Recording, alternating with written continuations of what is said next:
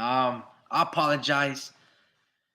Obviously, you can't be playing some other person's content and trying to pawn it off your own. So I guess we got to start this from scratch. Look, man, as I was saying earlier, right? Canelo is the man.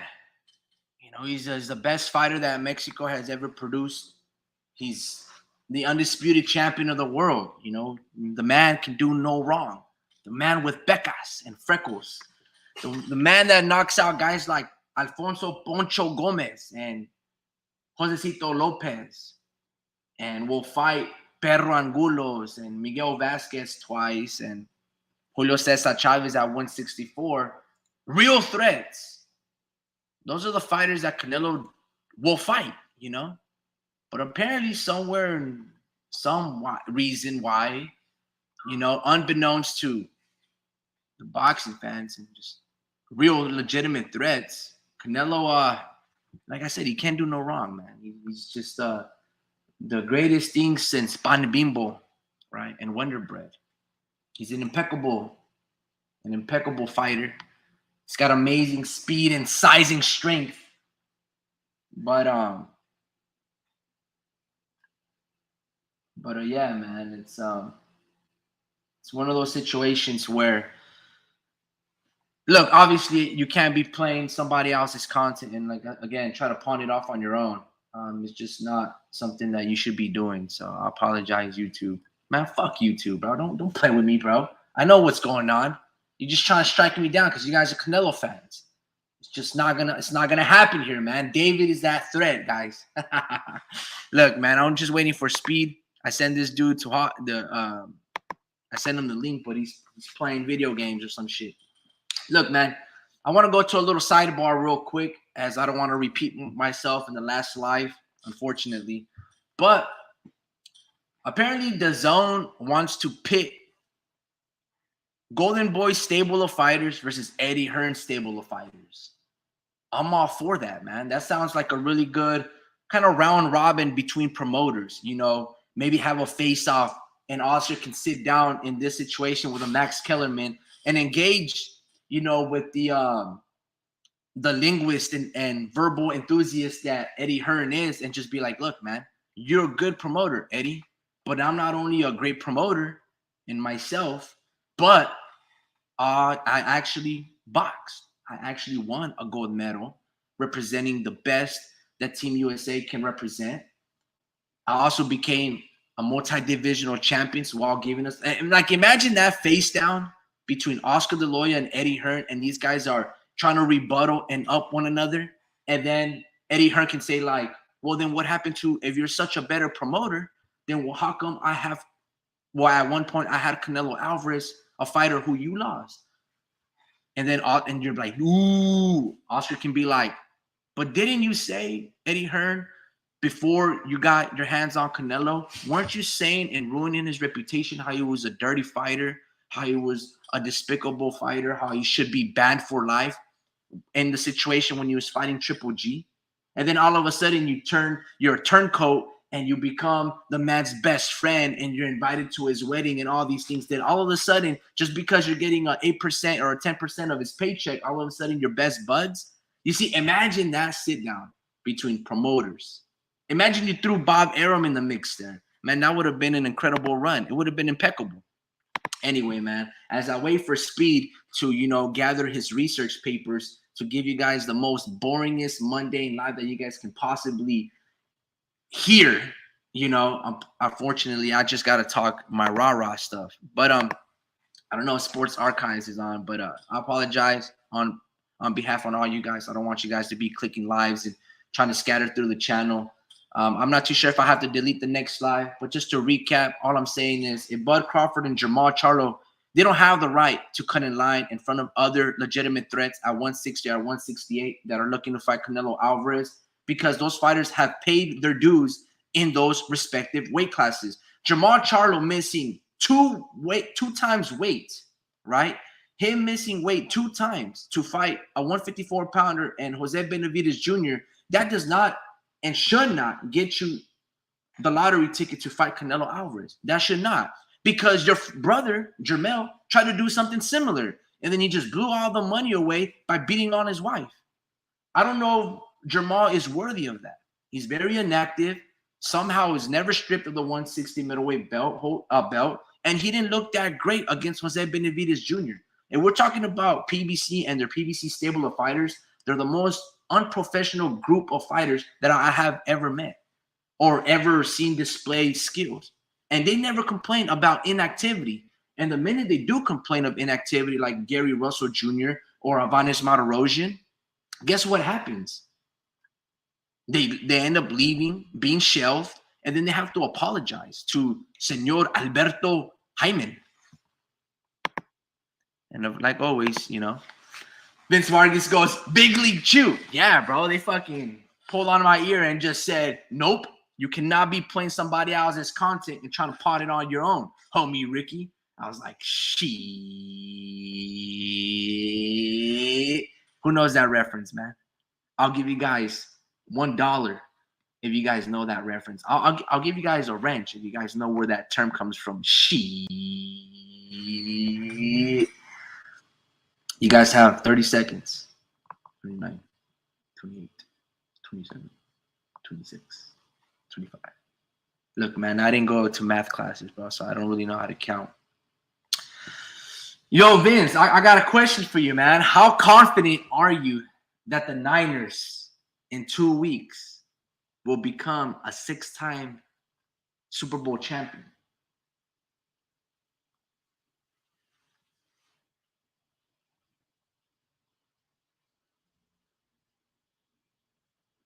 I'm 45% comfortable that they will become a champ. I'm gonna give it, and I'm gonna respect Patrick Mahomes, and I'm gonna give him 55% that he will beat the Niners because his run of this year has been incredible. Beating the Miami Dolphins, upsetting Josh Allen and the Buffalo Bills, and upsetting the #1 seed in the Baltimore Ravens. I didn't think he was going to beat the Ravens. I did feel that he was going to beat the Bills because Josh Allen, you have to show me that you can beat Mahomes. And the Ravens, I thought their defense would hold it down, but Lamar just kind of choked in, some goal line situations and throwing that interception to triple coverage. Vince goes, I am pretty confident, but yeah, don't sleep on Mahomes. Yeah, bro. That dude somehow is, I don't know, man. He somehow is able to pull these miraculous situations, man. He's got that Tom Brady gene, right, of just being ultimate clutch when it matters the most. Yo, Speed, take it away, bro. I'm going to save my take it away, bro. yeah. Niners, roll. Okay. So that was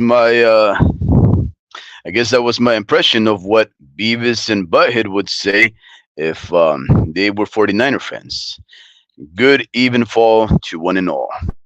This is Warp Speed, and I am the co-host for this here show, which apparently has been going through some downs recently because the homie Ricky, for whatever reason or another, I'm not too sure what he says, but I guess he's been offending our techno overlords and YouTube, and they struck down one of his videos. This happened a couple of days ago, and then, sure enough, today they struck him down again. So I guess I would say it's a sure thing that the homie Ricky is not in the good graces of these owners of Google and YouTube and so forth and so on. And I can't even tell you what he says because he's mostly respectable, but I'm sure that he said something quite offensive to some individual that holds some power there. And we're about one more strike and then we no longer exist as a show. So yeah, whatever it is that homie Ricky is gonna have to change about the way he approaches his subjects or the way he expresses himself, he's really gonna have to adapt to these immediate changes because I really would feel quite horrible if I was not able to come over here and converse with these very wonderful listeners of ours, which does include Mr. Vince Vargas, our longtime listener and very first commenter, who always likes to point out the fact that I had a health scare or I thought I had a health scare because I thought I was dying when it only turned out that I was chewing on Big League Chew gum that was blue in color, and I overreacted. And I guess that's always going to be one of those things that we're going to be laughing at for the rest of our lives, Mr. Vargas. But yes, indeed, this is your co host, Warp Speed. And I appreciate every single one of you hopping on these here lives. And I hope that we can have some good conversations regarding all things boxing and organized violence. And uh, the whole he started off this live by talking about, well, I think he started showing this video of Max Kellerman interviewing Sergio Maravilla, the great Argentinian middleweight champion who ended up completely embarrassing his nemesis on that fight, which was Julio Cesar Chavez Jr., a gentleman who is suffering through a lot of depression and drugs. And if you guys have not been following the news, that young champion there, or ex-champion, is not doing well when it comes to his health and his mental status. But nonetheless, that's another story for another channel. We won't really get too deep into the personal travails and other challenges facing these fighters. But he put up a great fight against that young fella there, the progeny of one of the best Mexican fighters of all time, Julio Cesar Chavez. And yeah, he embarrassed him for about 11 and a half rounds. And then about 2 minutes into that fight right there, Chavez goes in there, the young Chavez, he goes in there, lands a punch, almost knocks out cleanly Sergio Maravilla. Maravilla is drunk, but somehow he's got that warrior spirit, that Argentinian heart, that he gets up and he's still shaking it off, and he shakes it off completely in a matter of seconds, even though the barrage and the output was coming from the way of the Mexican. And somehow, not only does he gather his wits about him, but by the end of the fight, he starts piecing apart the Mexican fighter again. It was an incredible performance by that Argentinian fellow there. And not too sure why homie Ricky decided to start it off by pointing that incredible face off right there. But I did want to talk about boxing and a couple of things that have been going on in the sport currently. And of course, we just are coming off the tail end of this weekend's fight, which involved a very pesky, stubborn John Ryder facing off this very strong, young, energetic Mexican and Jaime Munguia, who just had his very first fight with Freddie Roach in his corner. And it was probably Munguia's best fight ever. Even though he has about 42, maybe 43 wins, 0 losses, he has, for the most part in recent years, not looked so good when he's been stepped up in competition. But furthermore, a lot of the fights that he's been taking really have not prepared him for the higher echelon of fights. Fights with men likely like David Benavides, who is saying that Munguia has ducked him whenever he's called him out or offered a fight. Saul Santos Alvarez Barragan, who is a shoe-in Hall of Famer. I'm not too sure any fights that you can take can prepare you for a fighter like that with that kind of experience and prowess. And maybe even men like Plant. So we're talking about fights that seem more likely for Munguia to take on fighters such as Berlanga, Edgar Berlanga, and maybe even David Pacheco, who's rather a novice, who's just barely starting his career.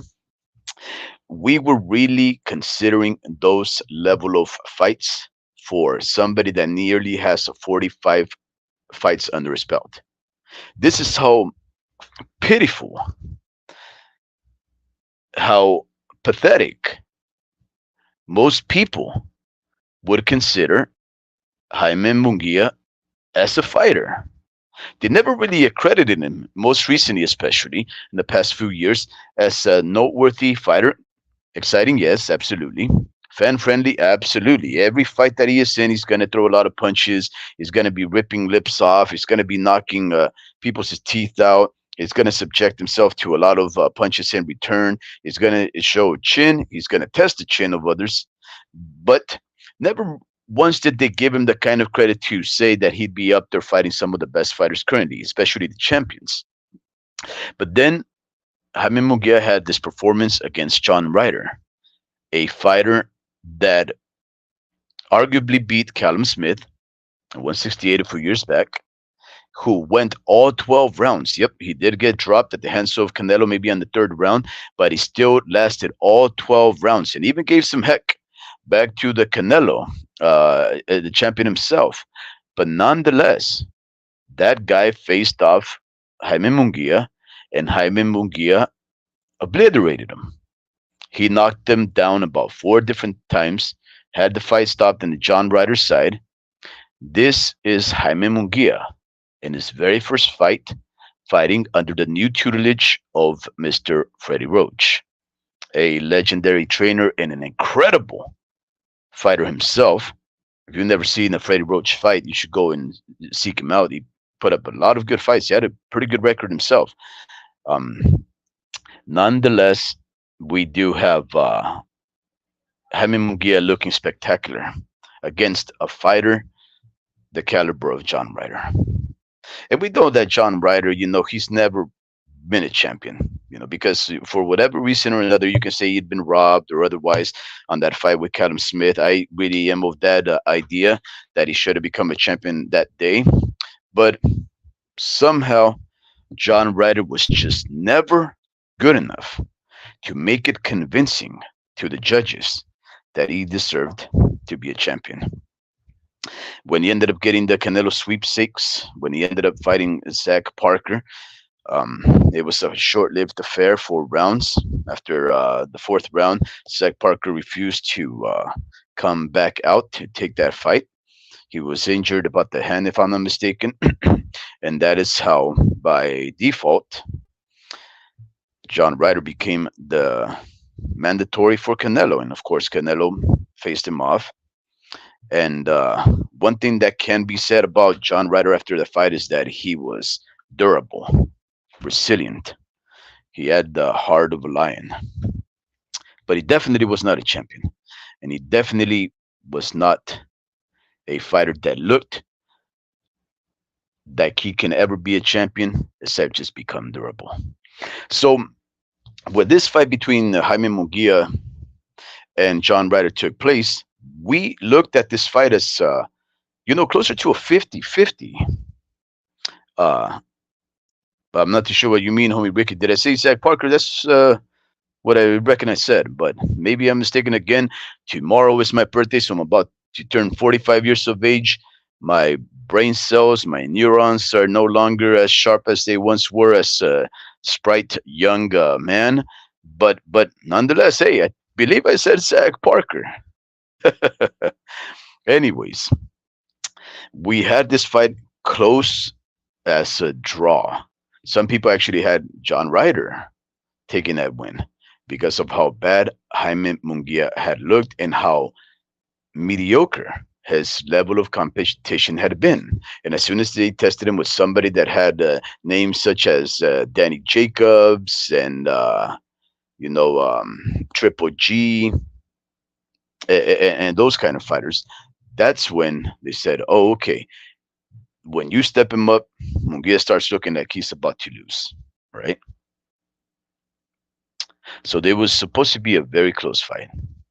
But I would say that when we saw that fight this weekend on Saturday, that lasted 9 rounds, all of 9 rounds, if I'm not mistaken, I don't think anybody would be too convinced to giving no more than 2 rounds to John Ryder. And even those 2 rounds were very hard fought. Yep, Somi Ricky addressing this last live. Um, John Ryder was very powerful. The few punches that he did land the flush on Munguia were distorting his face and rocking him about. But Munguia demonstrated that chin, that endurance. He did display that ability to take a good punch, but especially he demonstrated the ability to give a punch. a punch that is concussive, a punch that is consequential. And now everybody is looking at the Johnny come lately of Jaime Munguia and thinking, what if? What if he does get the Canelo sweepstakes?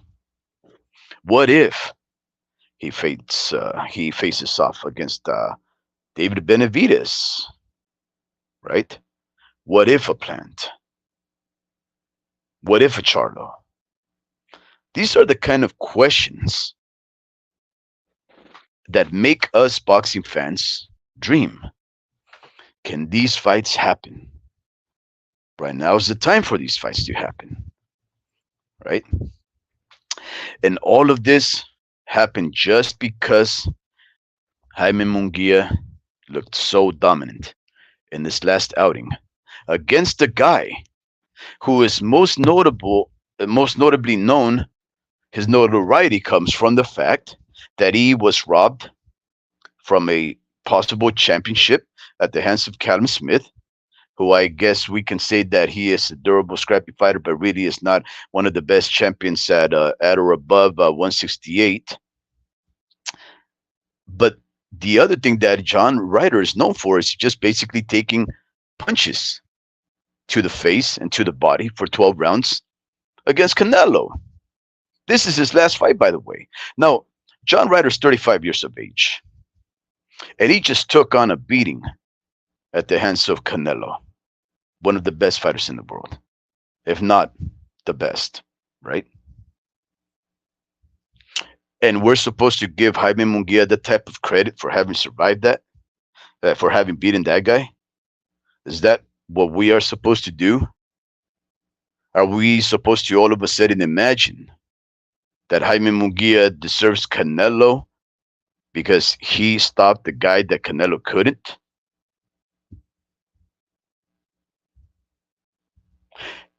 What I'm trying to get at is this. I was thinking about a fight that has turned around the career of a fighter in an instant and opened up so many doors of opportunity, as much in one fight as possible, like what we're seeing right now with Jaime Munguia, right? And the last time that I saw a fighter who actually lost, right? Because Jaime Munguia did survive Sergey Deremchenko, even though it looked for a couple of times there, at least three, that he was going to get knocked out or stopped.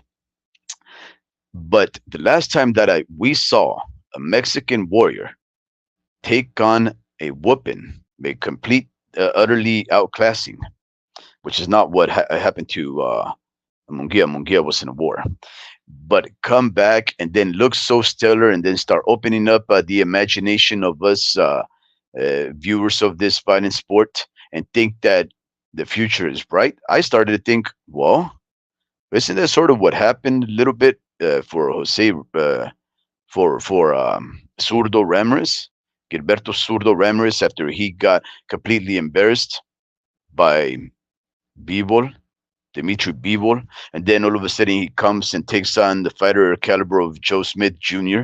at a cruiserweight, and then he looks like a new fighter, a fighter that has movement, a fighter that is evasive, a fighter that has some fancy punch placement, a guy who turned his career after almost being beat. I mean, after actually getting beat in the case of Ramirez.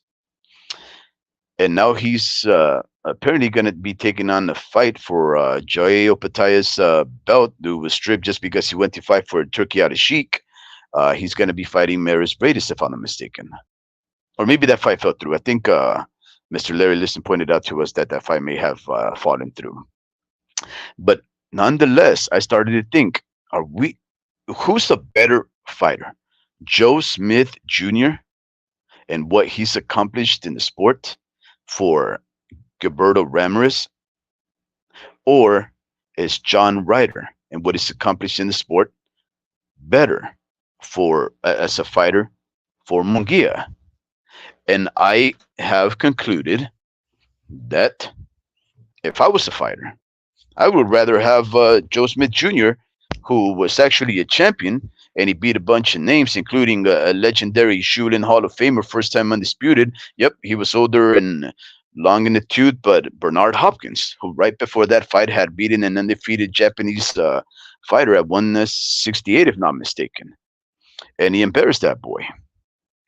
So, what I'm trying to get at is this: are we overly excited about what has transpired this weekend with Jaime Munguia that we may actually be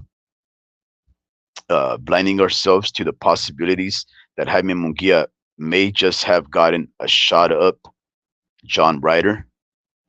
And that does not necessarily mean that he's going to fare well against fighters the like of Benavides, maybe even Caleb Plant, maybe, and especially in the case of Canelo, right? And I'm not trying to rain on Jaime Munguia's parade. I think what he's done is excellent, but there's just so much talk going on about Munguia because of what he has done, right? And it's having some consequences. It really is.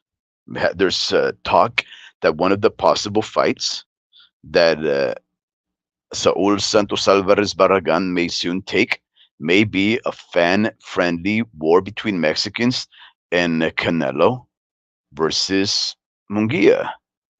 Now, I don't really place too much validity on that. Why?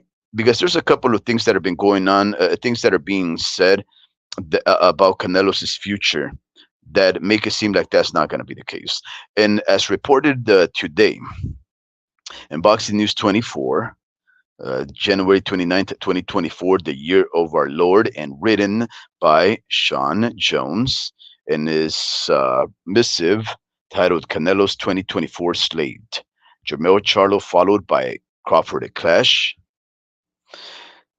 He reports that apparently Canelo Alvarez will defend his undisputed super middleweight championship status against Jermell Charlo in May, followed by Terence Crawford in September. Right? So this story in and of itself is a very controversial subject. It's a very interesting topic of debate because apparently someone has revealed that Canelo Alvarez will be fighting Jermell Charlo, the older, heavier set brother of Jermall Charlo, who was once undisputed at 154 until he decided to take the Canelo sweepstakes, jump up 2 weight classes for the money, sold out his booty, and now he's being stripped at 154 so that even Fundora is going to be fighting for one of his vacant belts. But he's basically going to be fighting Jermell Charlo, the older brother of that guy, who, remember, he had really been on over a 2-year layoff before he ended up fighting David Benavides' older brother, Jose Benavides Jr., a fighter that I don't think he'd ever fought at 154. I mean, at 160. Had fought in one at 154, once at 154, if not mistaken, against Danny Garcia. And of course, Danny Garcia, made him look what he was, a fighter that was good at 147 when he used to have a leg that was more mobile. But at 160, he was just a guy that Charlo was just gonna push around. And that 160 Charlo, that's that depressed Charlo that got slapped around by Caleb Plant when the cameras were rolling. That Charlo is the guy whose wife is always screaming and putting him on blast in social media. That depressed Charlo, the guy who cries on the TV, that Charlo is the one that Canelo is supposed to be fighting next in May. And I ask myself, right? What the heck is Saul Santos Alvarez Barragan Canelo doing? Canelo is not moving like the champion that we want him to be. At least not in my opinion. I don't want to see that fight. I don't want Canelo to bring up another fighter from lower weight class to fight for what? He's bringing up another fighter from a lower weight class. He's moving like Golden Boy Oscar de la Hoya used to move him when he was trying to protect his career, his investment in Oscar de la Hoya. And there was a lot of talk, and I think I was part of that talk right there.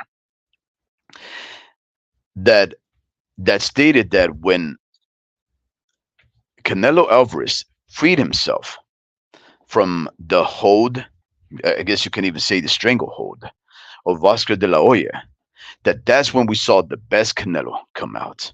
The guy who started to forgo making catch weights, who went up in weight and finally fought Triple G and did those rematches, the ones he apparently never wanted to take. The guy who went to a higher weight class, fourth from where he started, if not mistaken, at 168, clear out that division and become undisputed fighter in less than 11 months.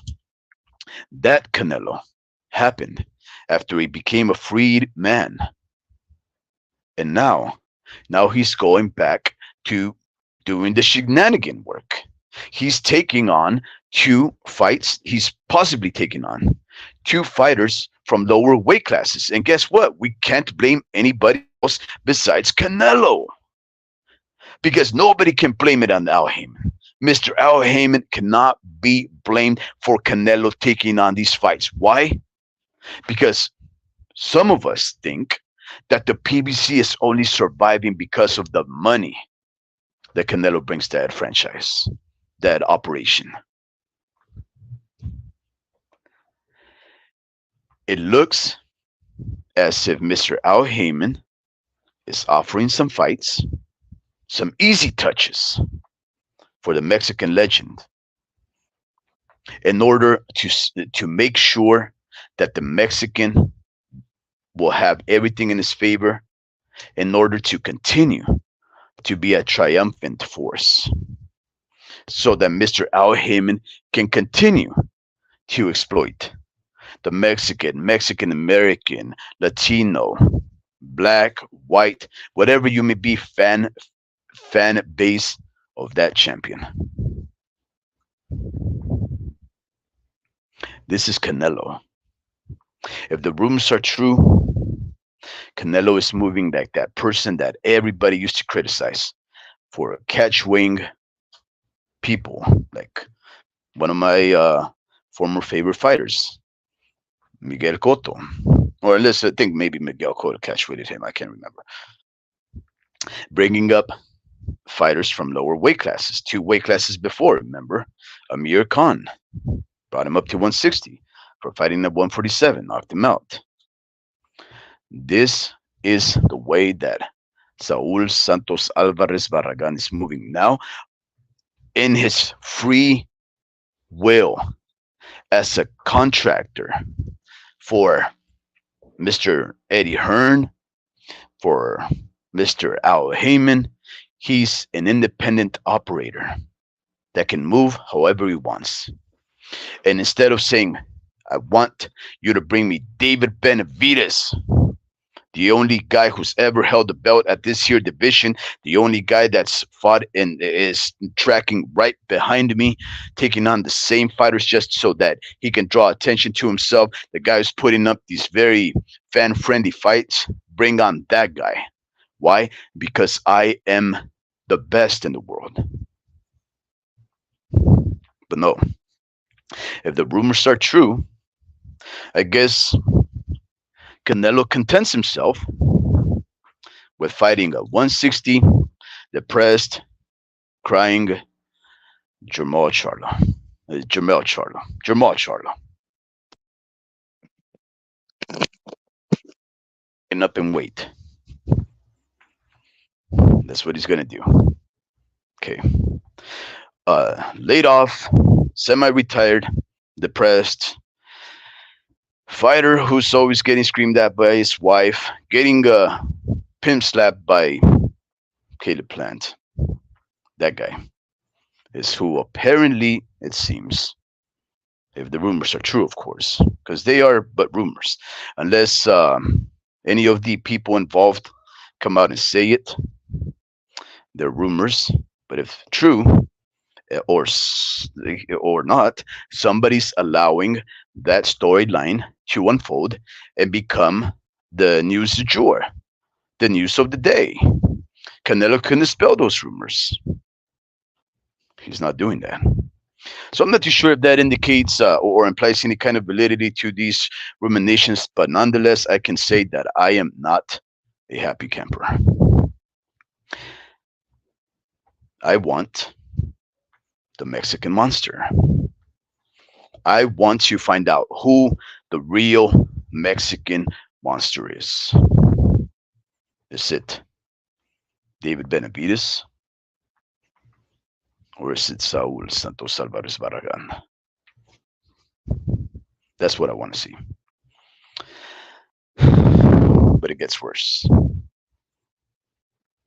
Recall that the rumor states that Canelo's career, his future is now set up for the foreseeable year, and that he's going to be fighting Terrence Bud Crawford, the first two-time undisputed, one of the best, if not the best fighter in boxing currently. A man that has recognition and friendship of billionaires, who has his own place at MMA, UFC, if not mistaken. He's got a bunch of friends over there. A lot of fighters respect him. Bivol, Lomachenko say he's the best fighter in the world. But nonetheless, that two-time undisputed champion has never climbed higher than 147. And somehow he's going to be jumping the gun, skipping two divisions to land three from where he's at right now to fight Canelo. And that, ladies and gentlemen, hints of cowardice on the side of Canelo. And I hope that you don't misconstrue my words. I am in no way, shape, or form trying to imply that Canelo is a coward, nor am I trying to imply that Mr. Terrence Bud Crawford is not a capable fighter. I am in complete agreement that he is one of the best, if not the best fighter in the world right now. But I am also very steadfast, die-hard lover of the sport, and as a father of children that fight, that expects them to climb up the ranks and get a fair shake. That's all we really can ask of this sport. I say there should be no skipping of divisions solely because they want to pull the wool over our eyes and say, hey, guys, listen, the new fight that I could fleece you for. Here, let me offer you a fight like you've never heard of before. A two-time undisputed versus a one-time undisputed, a fight that's never happened. And because it's a novelty, we deserve your 80, 90, 100 bucks. Forget the fact that there's all kinds of work for both of these guys. Forget the fact that Terrence Crawford has never acclimated himself to a fight like this. Forget the fact that he's going to be much bulkier than Terrence Crawford. Canelo is going to be in his toughest fight of all. And you know, there might be complete truth to that. And in fact, let's not even ignore the possibility that Canelo can lose that fight. All right? I mean, Terrence Crawford is, if I'm mistaken, taller and rangier. So he has the physical dimensions to bulk up quite nicely. And it's not like he needs to necessarily bulk up that much. Maybe he just has to find a nice medium where he can have some bulk and some punch resistance he doesn't need to necessarily gain too much weight because he is a very capable wrestler. So it's not like he's going to necessarily be pushed around. But he is also a very skilled fighter, an ambidextrous fighter. If I'm not mistaken, fights orthodox southpaw. He has great footwork, great movement, great timing, great speed, great power. But it's not what we boxing fans have been asking for.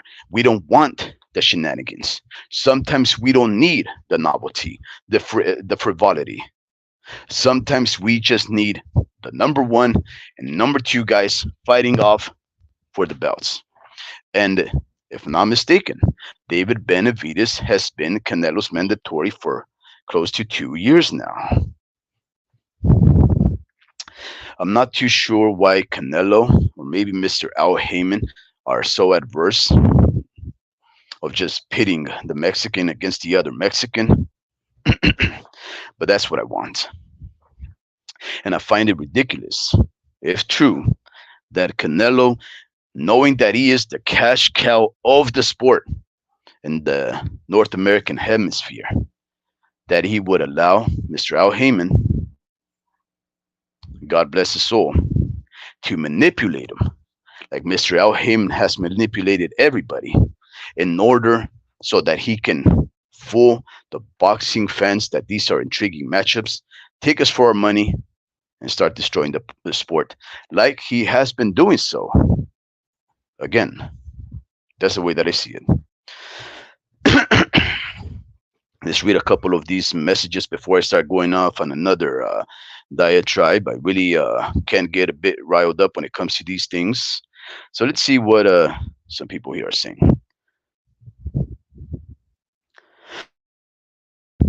Okay. Harkening back quite a few messages ago. El Pachuco says, saludos. Saludos to you too, El Pachuco. See, I'm with you right now, man. Very consistent in the fact that there shouldn't be these kind of things, you see. Um, let's see what goes on here. The homie Ricky shouts out at Pachuco, says, saludos, hermano. Mr. Vince Vargas says, even if you're a fake Mexican, you can still root Canelo. Absolutely, absolutely. We can do that, Mr. Vargas. El Pachuco. Nice. Another great episode of Boxing Talk. Well, I hope it will be another great episode, El Pachuco. I'm not too sure if you became privileged of the news, but homie Ricky took a strike the other day. Not too sure what he said, but he got struck down. He got an actual strike. I guess that leaves two remaining. But something happened earlier on when we went live, maybe closer to 45 minutes ago. He was cooking, and all of a sudden YouTube shut down his live again, and it said it was shutting it down because of policy violations, and there was no other explanation. So that may be two strikes, and like I'm telling homie Ricky, man, you better shape up because before long we might not have this little channel here.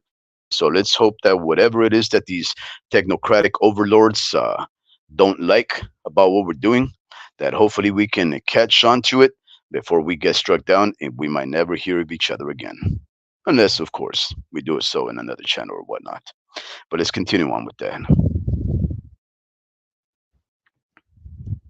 Just here, good even fall to you, and good even fall to you too, Pachuco. He states, now you sounding like a cuck with the Canelo slander. I'm not too sure what, I think a cuck. Oh man, I'm not even gonna say that because I might get struck down. So whatever, I'm not gonna talk about that. But not too sure, man.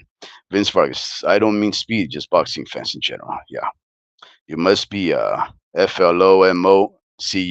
I'm not gonna say those terms anymore, just here because I might get struck down. But I get you, man. I get you. I guess maybe you're the type of boxing fan that loves these men instead of the sport, so that whenever somebody criticizes one of your favorite fighters, you just assume that you're taking a personal offense against you. When in fact, I love Canelo. I Up until this moment, I was saying nice, flowery things about the man. But now if we're addressing the fact of the matter, Canelo is moving like that old fighter that a lot of people criticized for catch weighing others and so forth and so on. And I completely agree that if he continues doing this right now, he's the Canelo of old, the guy who we did not look for as the inspiration for other fighters. Just another Mayweather wannabe because of the power and the influence he has. El Pachuco states, my only criticism of Canelo is that he is keeping the PBC alive. This is due to Bivol not making the rematch. Hearn did not have any fights for Canelo. That is true. That is absolutely true. And we did say that El Pachuco that he is keeping the PBC alive. And I for the most part don't have any kind of complaints against competition when we have multiple venues fighting for our money and our eyes and our time, then that's when they have the incentive to be more creative, to provide a better product. And so, in theory, just for the diversity of competition, it would be a good thing to keep the PBC alive. But the thing is, the PBC just moves in a way that lets you know that that's not the objective. The objective is not to compete for your eyes, it's to fool you somehow into taking your money, which is different than actually competing. It's almost like they have a court of followers that will defend them tooth and nail and will put money there to have them survive and to prove everybody that practice, the ways that they move, is successful. And guess what? Somehow it works because they have Canelo over there fighting for them, making them money and moving in this way that makes him seem, let's just say, mm, unbrave. Pachuco states Crawford and Charlo are crap fights for Canelo. Absolutely, I agree. There's crap fights, and in fact, they're crap fights for us. But you know what, Pachuco, I'm a sucker. I'm gonna pay for those fights. Pachuco, it's crazy that people are saying that Bud is deserving of a Canelo fight. Let Bud fight Sue and Adames, and then we'll see. It's straight BS. The homie Ricky states. A big part of this crap is due to the PBC doing what the PBC does, continuously putting on crap fights. Absolutely, man. And of course, the homie Ricky is bang on with you. He says, bingo, just like always, him and putting on mismatches. Canelo should fight Morel and Benavides. Yeah. Wow. What can I say? I mean, maybe Burrell, it would look very bad to fight a Morel when he barely has 10 fights under his belt, but still, I get it. He's a capable fighter. He's climbed up the ranks. And that's what we promote in the sport. And a gentleman by the name of Wiz, good even fall to you, sir. Um, Welcome to the Homie Ricky podcast. I hope you find a good place here.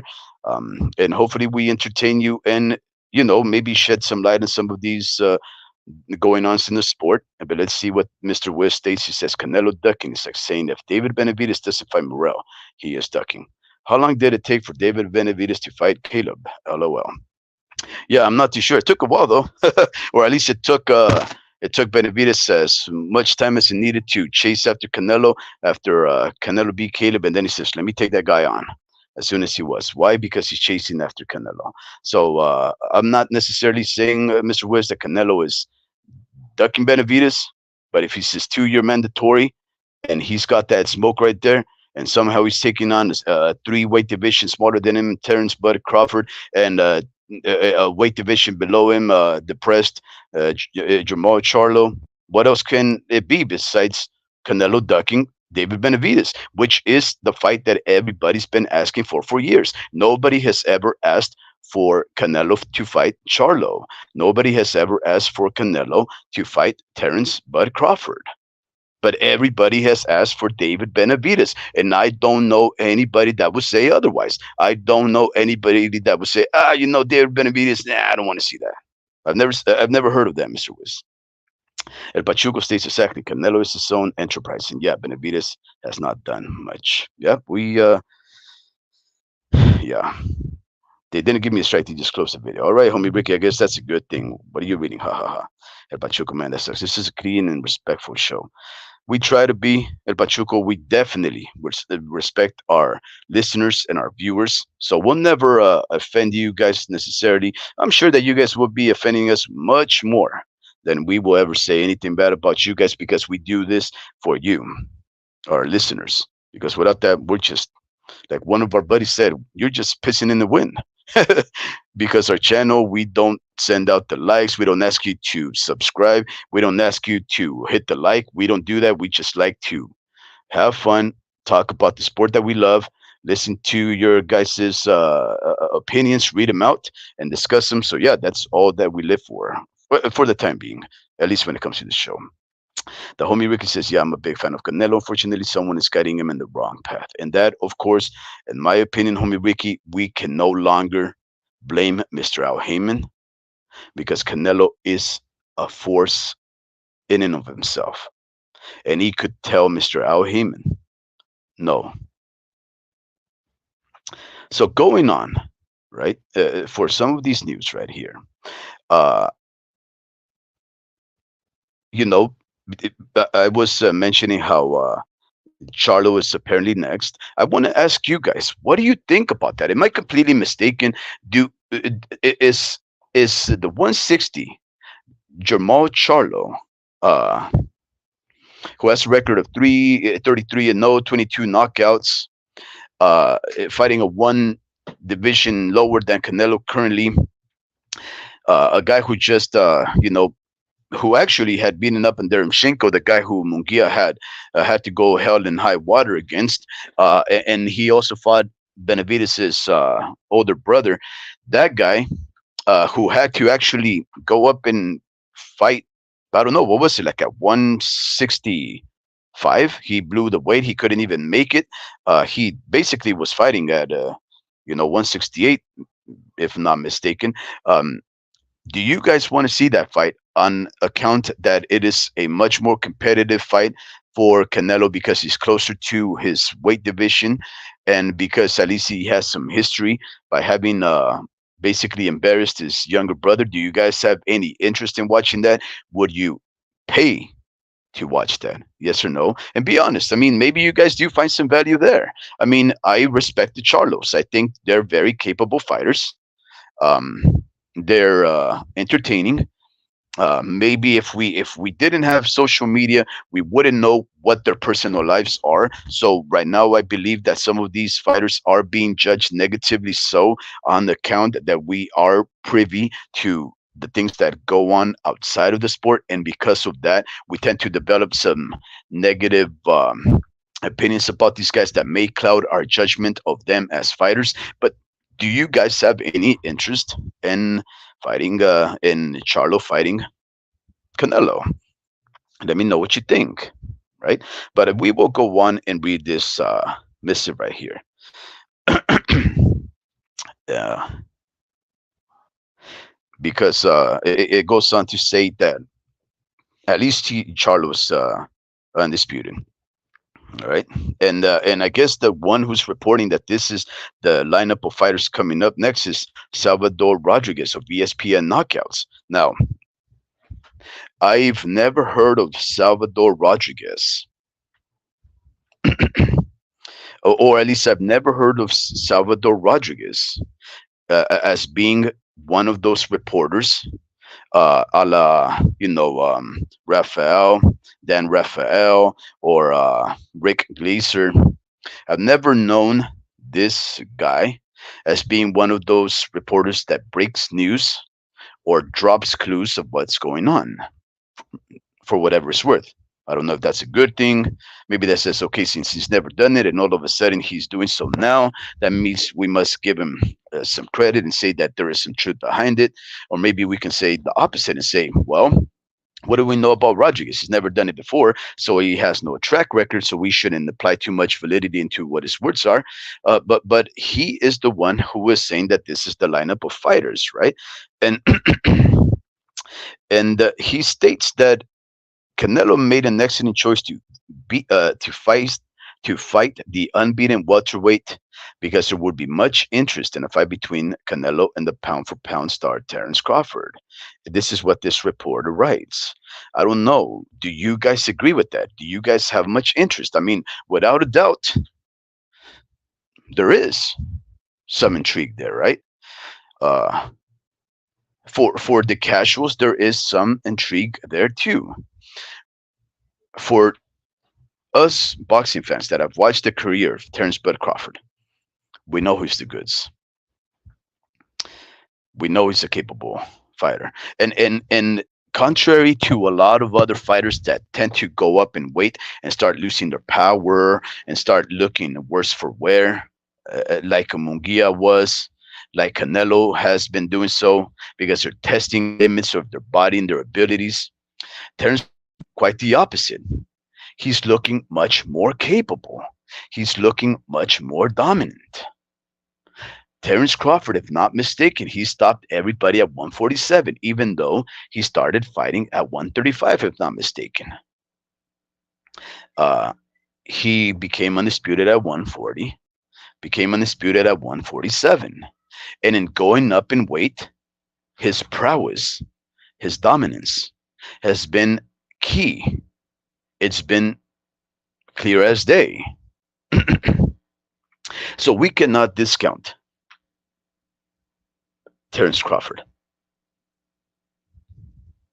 We can, though, as boxing analysts and followers say, look, there's been fighters that have done it, and of course, there's that big fallacy that uh, Roberto Mano Se Piedra Duran did the same thing from 130 to middleweight and fought those caliber of fighters, the Marvin Haglers, the Hearns, the Leonards of the world. But in reality, we know that he had a couple of stopovers, layoffs at classes below that, higher than that.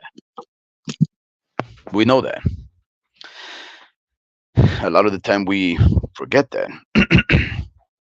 But are you guys, as hardcores, are you guys intrigued because of the possibility that Canelo does have a formula to beating him, right? You can just be an excellent boxer, just use your range, exploit your range, understand his range, stay out of it, and just outclass him like Bivol, the Me Too Bivol did.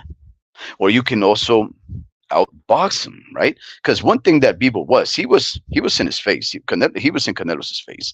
He never really went out there for broke, but he was there in the face. Or you can pull the Mayweather, which is completely just use excellent boxing and just punch when you want, make him miss when you want, circle around, and just use all the tricks in your book. We know Terence Crawford has all the tricks in the book. He's very Mayweather-esque, especially the younger version of Mayweather, in my opinion. He can dominate like that shooting Hall of Famer Floyd Mayweather could do earlier in his career. So there's that. You can also go balls to the wall. I apologize for my curse words. I hope that's just parlance of Americans and people around the world. It does not necessarily mean that you're actually putting your testicles to a wall, because that does not look like a pretty picture in the imagination of this boxing fan. But you can also go balls to the wall like Triple G once did. Well, in fact, both of them did. And just go out there and just try and knock this guy out. And for the most part, a lot of people believe that Triple G won the first fight and even the second one. So there's formulas to beating Canelo Alvarez. So we're not going to say that Terence Crawford, one of the savviest fighters in the world, cannot come up with a game plan to beat that guy. But are you guys intrigued? Do you approve of this fight? Let us know.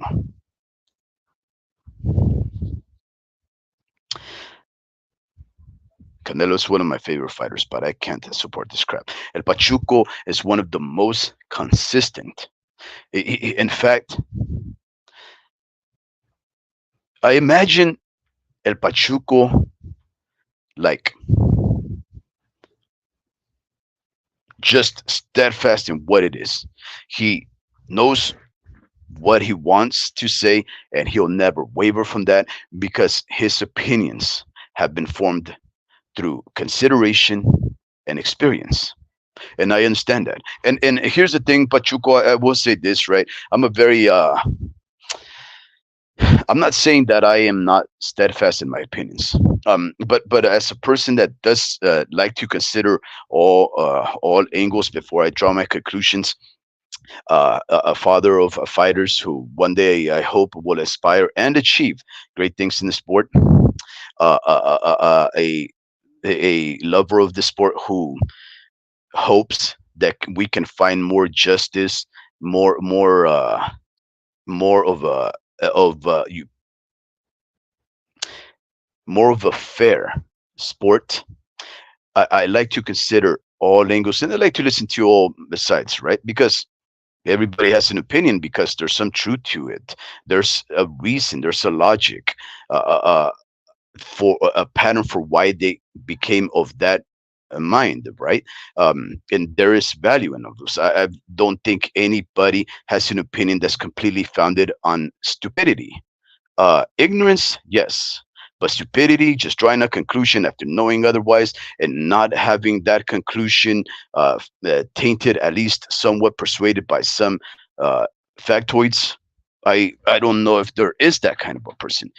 Absolute ignorance, yes, but yeah, and then again, there's always fibbers, liars, and fibbers, or trolls. I get that, but I like to consider all things. So I'm not one of those people that is inflexible. And I'm not just about, oh, every fighter has to fight all the mandatories. They can never have a voluntary. Or, yeah, no, they should never fight for money. They should always fight for who's ever next in line, and forego the opportunity for remuneration or recompense. No, no, no. But I do like to find a happy medium.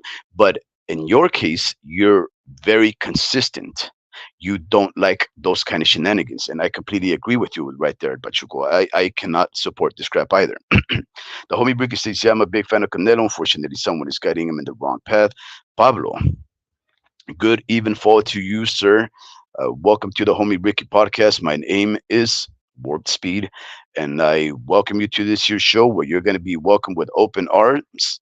And all we ask of you is to open up your ears, and you will have a lot of comrades and other listeners just like yourself that you can chat on with the live, and I hope you guys become a friendly and learn each other. Pachuco states Canelo is stuck with PBC for right. Yep. Is there any way that he can get out of that? I would rather see Canelo versus Munguia. And here's the thing, El Pachuco. That's the interesting thing about that, right? That Jaime Munguia versus Canelo has been discussed as one of the possible fights, even before this the revelation of the day.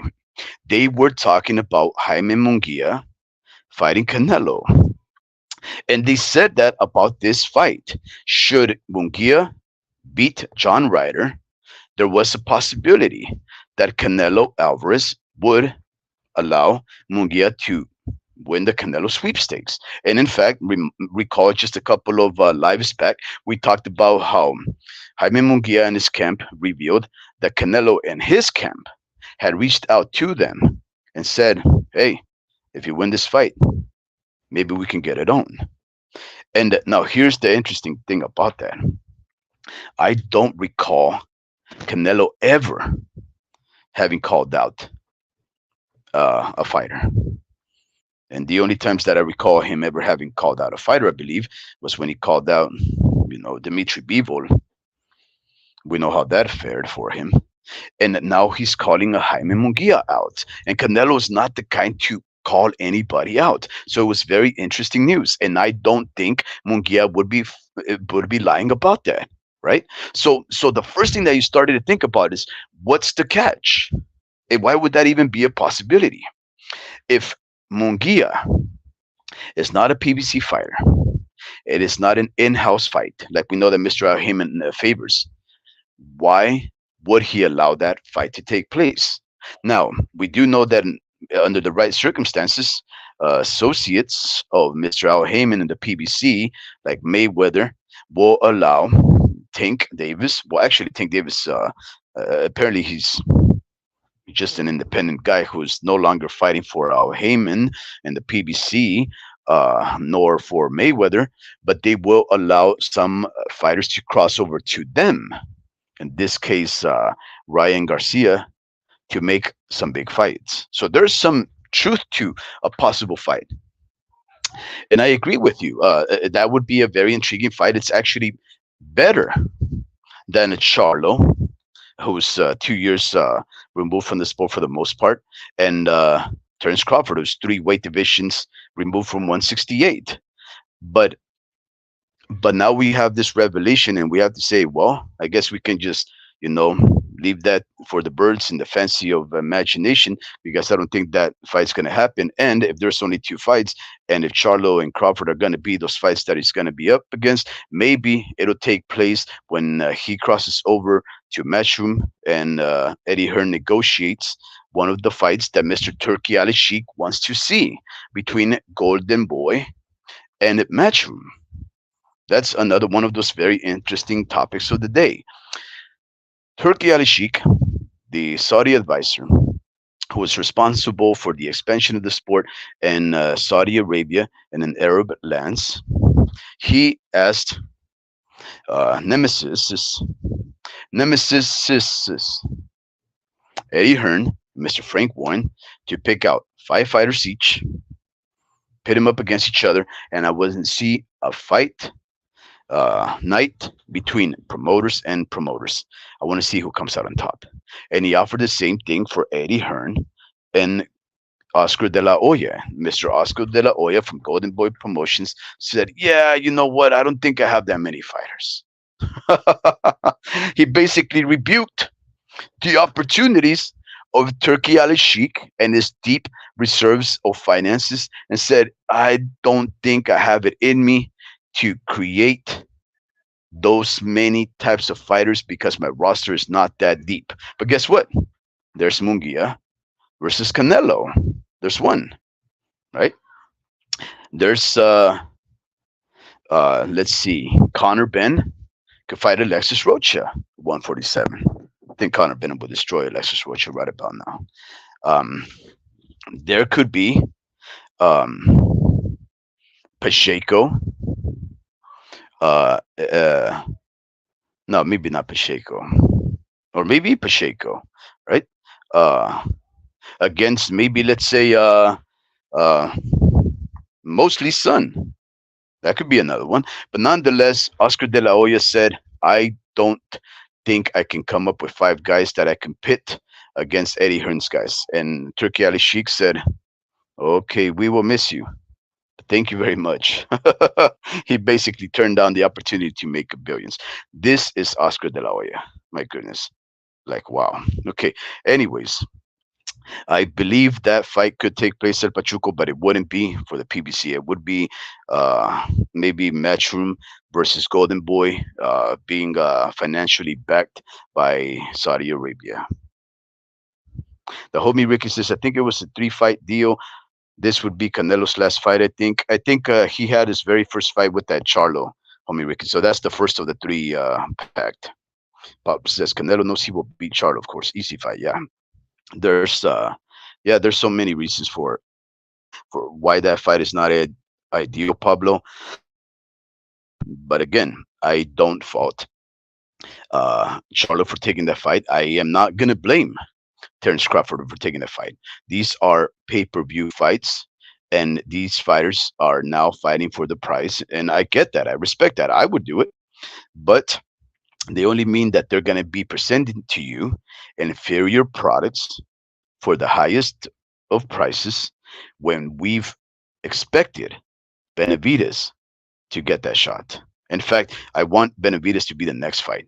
I don't have any interest in fighting, having him fight Charlo instead of Benavides, unless, of course, you want to give an opportunity to make the fight even bigger, aggrandize it by having maybe Canelo stop another Charlo, and then Benavides have another fight, look good, and stop his opponent, and then maybe magnify the importance of that last fight for the PBC. I can see that, but I don't know. Canelo's being manipulated by the puppeteering skills of Mr. Al Heyman, which I find to be ridiculous. And of course, El Pachuco at the end states, exactly. I was surprised when Munguia stated in an interview that the Canelo team had contacted his team regarding a possible fight. Oscar will not allow Munguia to go to the PBC. Well, live and learn for Oscar. But you know what? You can't really complain, El Pachuco, because like Oscar shouldn't have anything to complain about because when Ryan Garcia disregarded that man's advice, yeah, he did lose, and yeah, it was at his disadvantage, but that made a lot of money for both Javante Tank Davis and Ryan King Ray Garcia and Mr. Al Heyman and Oscar because they sold like upwards of 1 million pay-per-views, and that at the end of the day is really what Oscar should want. Fights that are, I don't know, in demand and that can make his company money, and I think that's what he did. Brian obviously is a sucker, but he made that money. Who does Benavides fight if not Canelo? Wow, that's an interesting question at Pachuco. I don't think I'm sure that they could find somebody. uh I don't think he would take on Morel. Uh, but but because I don't think Morel has that kind of name recognition where they can try and sell this off as a pay per view because we know that's gonna be Mr. Al Heyman's plan, and we know that David Benavides versus what was it, Caleb Plant didn't sell more than 70,000 uh, pay per views, and no part of the world is that even called a successful pay-per-view offering. So I don't know who he can fight, but I'm only interested in Benavides fighting Canelo, and that's it. I don't know. And here's the thing, and going on to discuss these things, I'm not the only fan of boxing that is disappointed by these going-ons, especially as it's written right here by Mr. Dan Ambrose. Mr. Dan Ambrose titles his Boxing News 24 missive, Benavides' fans furious as Canelo reportedly snubs him for 2024 fights, that apparently David Benavides' fans are furious with the report that the undisputed fighter will be fighting Jamal Charlo and Terence Crawford, right? And so there is a lot of commotion going on. There is a lot of naysaying because of this report, the news of the day, that these are the fighters that Canelo's going to be taking on next, snubbing David Benavides. And the Benavides have played every single card to get the Canelo fight. They're mandatories, but somehow they have not called out their mandatory status to their sanctioning body in order to get that fight. Uh, but they've said bad things about Canelo, and then they've turned around and said good things about Canelo, and then it went back to saying bad things about Canelo. And I think they've been short of calling him a coward, and somehow none of it works, right? Not getting on his good graces, not getting on his bad side, none of it works. And I'm not too sure why they just don't call out that mandatory status and say, hey, either Canelo fights us now or strip him, because they're there to rights to do so. They must just be misguided. And I wonder who is telling them to keep mum about it. I wonder who is saying, hey, shh, don't rattle that cage too much. We have plans. I can speculate who's doing that, but I wonder. I wonder, right? So we're not the only ones, right? That are getting upset about these things. Apparently, a lot of people are complaining about Canelo, and well, I really do blame it all on Canelo. I think he's responsible for all of these things. And let me just explain to you my position when it comes to wakeboarding, right? Because I think wakeboarding is one of the reasons why I'm completely against these fighters that they're proposing for Canelo. Uh, you know my definition of a weight bully, which is basically a person that manipulates weight uh, and the sanctioning of weight manipulation in order to have an advantage. It has nothing to do with height. It has nothing to do with reach. It doesn't have anything to do with age. It has to do with you giving your word that you're going to meet a obligation, and then forfeiting and recanting on your word because you know that you can get away with that fight, and the fact that you're not working harder to lose weight and you're focusing more on training and conditioning and also in bulking up for power. That in and of itself is a tactic of weight bully, right? You make your foe adhere to his word, you forfeit yours, and then you have the advantage. And you know that there's fighters like Shakur Stevens who weight bullied Robse Sao. He blew the weight. He didn't try. And then, of course, he had that advantage and he beats him. Uh, we also know that Ryan Garcia is a weight bully. He brings up a fighter from 135, brings him up to 140. In fact, he doesn't make 140. He goes really to 147 because Ryan Garcia came in weighing at 143.4. And of course, the unknown Mexican fighter and Oscar Duarte, because it's his biggest shot to become famous and make some money. He sells his booty and takes on that fight instead of saying, you know what? Nah, let's fight at 135 or let's fight at 140, right? Because I've never fought in over 135. Let me fight at 140.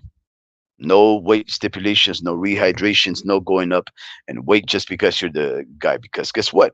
Let's just say that Ryan Garcia had a belt, and Oscar Duarte from 135 goes and fights Garcia at 143.4, basically making him a champion at 147. What's he gonna do, really? Become a defending champion at 147 just because he fought one of the least technical fighters in the sport currently, besides Wilder? Ridiculous, right?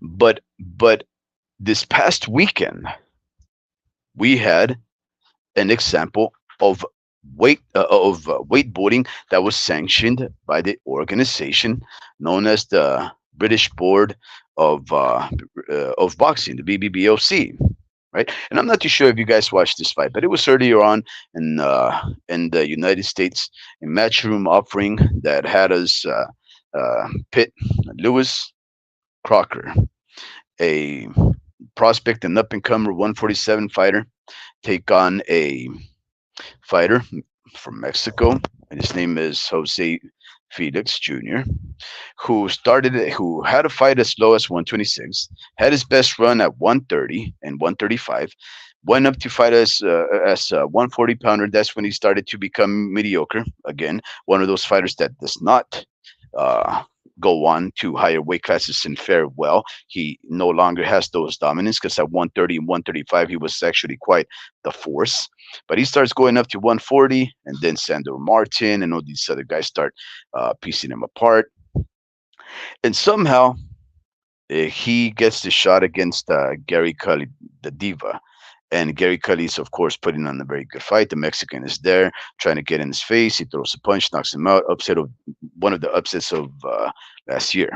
Happened about 8 months ago.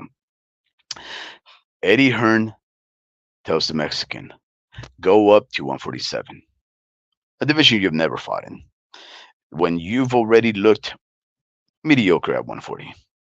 And I'm going to face you off against a fighter that's already longer, taller, and has been fighting at 147 for years now. You've never acclimated to it. But guess what? We know you're a poor Mexican. And you know you're courageous and you're brave and you'll never turn down a shot. And of course, the Mexican sold his booty and he decided to test himself. And this is what happened. The BBBOC has these rules of making weight, and they have a couple of weigh-ins before the actual weigh-in that takes place before the day of the fight. And in those weigh-ins, you're supposed to have met a certain amount of weight loss closer to your fighting contracted weight. And if you don't, they give you a warning. They say, look, the next weigh-in is going to be in about 5 days. By 5 days from the fight, you're supposed to weigh this much, because that would mean that you're shedding no more than X percentile of your body weight in order to make this fight. And the reason why the BBBOC does it like this is because they're under the impression that boxers can take extreme actions, dramatic extreme actions, in order to make weight that can subject them to dehydration.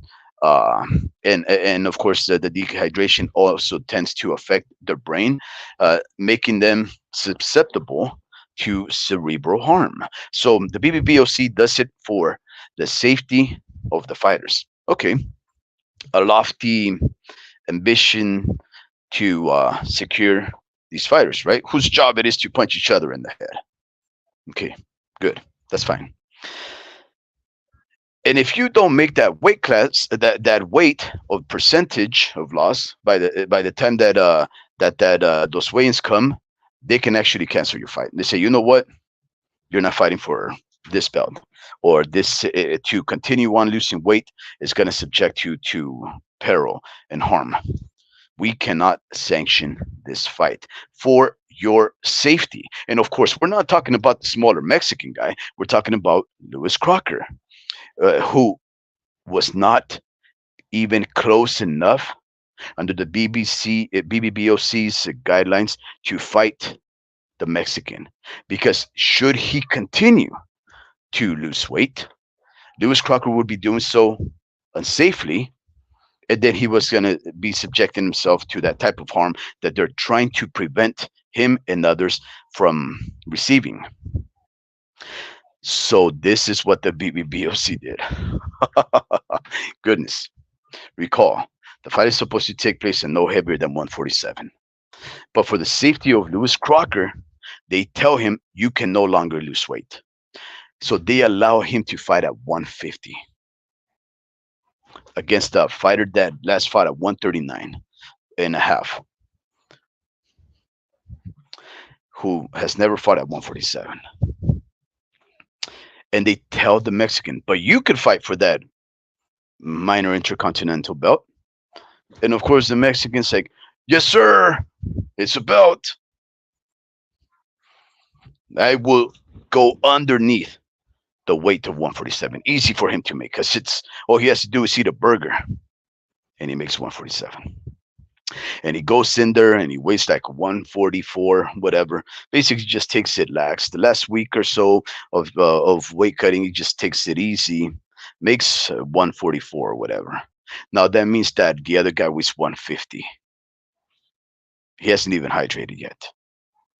So that the day of the fight takes place, Jose Felix Jr. is already walking 7 pounds lighter than the favorite fighter in foreign lands. Yet the BBBOC protected and sanctioned the weight bullyism of Lewis Crocker at the disadvantage of the Mexican. They didn't think about the Mexican's weight when they decided to sanction that fight. They didn't say, because of the fact that Lewis Crocker is so heavy, that we're gonna disallow this fight from taking place for the safety of the Mexican, because he's actually fighting in a whole other weight class that you are not. They didn't say that. And if I'm a stickler for just this type of fight, which is not even a championship fight, a fight that it's being sanctioned unfairly at the disadvantage of one fighter under the pretext that they're trying to assure the safety of the other, then you can best believe that I'm completely against fights where actual belts and big money on the line that come at a premium price, and Charlo versus Canelo, and especially in the case of Terrence Bud Crawford, Canelo versus the Nebraska legend. I hope that this is coming across, that this is the sport of boxing. And we have listeners like Mr. Larry Listen, who is not here, by the way, who are very astute and knowledgeable and follow this sport religiously and sometimes even educate us, right? They contribute valuable information that makes us think about these things. And when they do so because we want something better of the sport. Sometimes we just want a fair shake. I can tell you from being the father of fighters, that's all we ask for, a fair shake. And I don't think the Mexican got a fair shake. In fact, he ended up getting knocked out in five rounds. To any fighters out there, please keep your chin up, but please hold your dignity. Don't sell yourself for the highest bidder. If you must, think of it like you're selling your soul. And if you can, sell your soul when you can get something besides money in return. If you can actually get credit and gain new fans and make money, do that. But right now, all I'm thinking about is, why did you do it? Just because you're brave? You didn't have to impress those guys over there. None of those guys were cheering for you. You should have, the BBBOC should have done their job though. They should have disqualified Crocker. Matchroom, as soon as they knew that that fight would not be sanctioned about a week and a half ago, should have found the last minute replacement for Crocker to fight the guy who was actually keeping his obligation to make weight, Jose Felix, and have Jose Felix fight a fair fight. But no, the promotions are going to do what the promotions do. They had already sold the venue out, small venue, but still sold out. The Mexican, of course, is braveheart as he is. He's always going to take it. I've never heard of many Mexicans chickening out in a fight, except maybe Canelo. But nonetheless, these people have to start thinking more about their time and their future, because the type of punches that Jose Felix took at that guy who looked double his size probably didn't do much favor for his career. Let's see what these listeners of ours are saying. When El Pachuco wrote, "Who does Benavides fight if it's not Canelo?" The homie Ricky stated he should fight this Canadian named Eric Basinian, yeah, or Morel. I think I've seen Basinian, and most recently, if not mistaken. Of course, that is if he can't get Jaime Mugia, but that fight isn't happening as Oscar ain't letting Jaime cross over, and neither is PBC letting David go. Good even fall to you, Mr. Antonio's thoughts. And welcome once again to the Homie Ricky podcast. Always good to see you. I hope you found something of interest in the things that we are saying. Of course, call me out in any mistaken or illogical statements that I make. Feel free. But always good to see you again. Mr. Antonio Stott states, Devin Haney, another weight bully. Well, I disagree with you, Mr. Antonio. The reason for the fact that Devin Haney is not a weight bully is because he's always made weight. And he's never catch weight anybody. Simple as that. Just here states Shakira just retired like a bitch crybaby. Man, just here. Man, don't make me read out offensive words. We're about to get struck down, man. Antonio Stott says, my thing is why Canelo the only one getting all this pressure on these matters. We got many out there doing the same, brother. Oh, no, I get that. I get that. But the thing is, Antonio, Canelo has the world's eyes on him. And mostly, Canelo has almost the whole world's respect. Other fighters don't. Canelo has the power to do what he wants. Other fighters don't. If things happen under the watch of Canelo, it's because he consented to it. We have to be strict on these guys. We cannot be lenient. and lags when we execute our criticisms. If we can criticize the little guys, we can definitely criticize the bigger elephants. At least we can argue that Canelo's done it all. Absolutely. For him to pick his fights, nope. Nope. In fact, if he's done it all and now he's going to pick his fights, he should retire. That's what I say. If Canelo, if Saul Santos Alvarez Barragan retires right now, man, oh man, all those four belts would just be free for everybody to start picking up. We see number one and number two and four different sanctioning bodies fighting for the best for their the prime spot at being the champion. It would make for very interesting fights that we would never see. Why? Because everybody's stuck in each other just so that they keep their good and blemished record in order to fight Canelo for big money. If Canelo doesn't need to do anything with the sport, he definitely should be doing these kind of things where he's charging us a premium for it. Antonio Stott says we need to understand sport of boxing today is about the bag rather than chasing legacy and greatness. Yeah, that is true. That is true. El Pachuco states Mike Tyson calling Benavides a Mexican monster went to his head. He really thinks that other fighters are scared of him. Who? You mean the dude that was knocked down by Gavril? Gavril who? Exactly. Antonio Stott states that's why this generation is not hungry enough to pursue legacy. When they get their big check, they sell out. And he continues saying, where they won't fight the best anymore, they get comfortable and want to be shot callers. Chocolatito, Cuadras, Inoue, Estrada, Bam, Rodriguez. The smaller weight classes are showing the example, and they get no respect as much as bigger weight classes that don't do shh. You know what, Mr. Antonio Stutz? This weekend, I'm sure that you saw it. There was a very diminutive Puerto Rican champion, if not mistaken, an Olympian. His name is Collazo, Oscar Collazo, if not mistaken, for Puerto Rico. He weighed 106.5 and he fought in Nicaragua, Nicaraguense. Uh, Let me think about his last name. Well, I can't remember, but I know that the Nicaraguense he weighed 1.5. This is Adam weight, if I'm not mistaken, the very first weight class of all, not to exceed 108 pounds, if not mistaken. And they had this fight that was short lived. I think it was 6 rounds before the Puerto Rican ended up seriously knocking down and hurting his nemesis.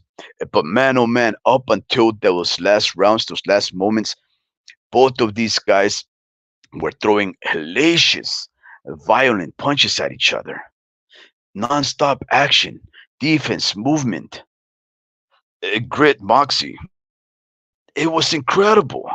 And now I do understand that these little guys could throw 1,000 punches each, whereby the heavyweights can't do that just because of mass. I get that. But still, these smaller weight classes are underappreciated. And why?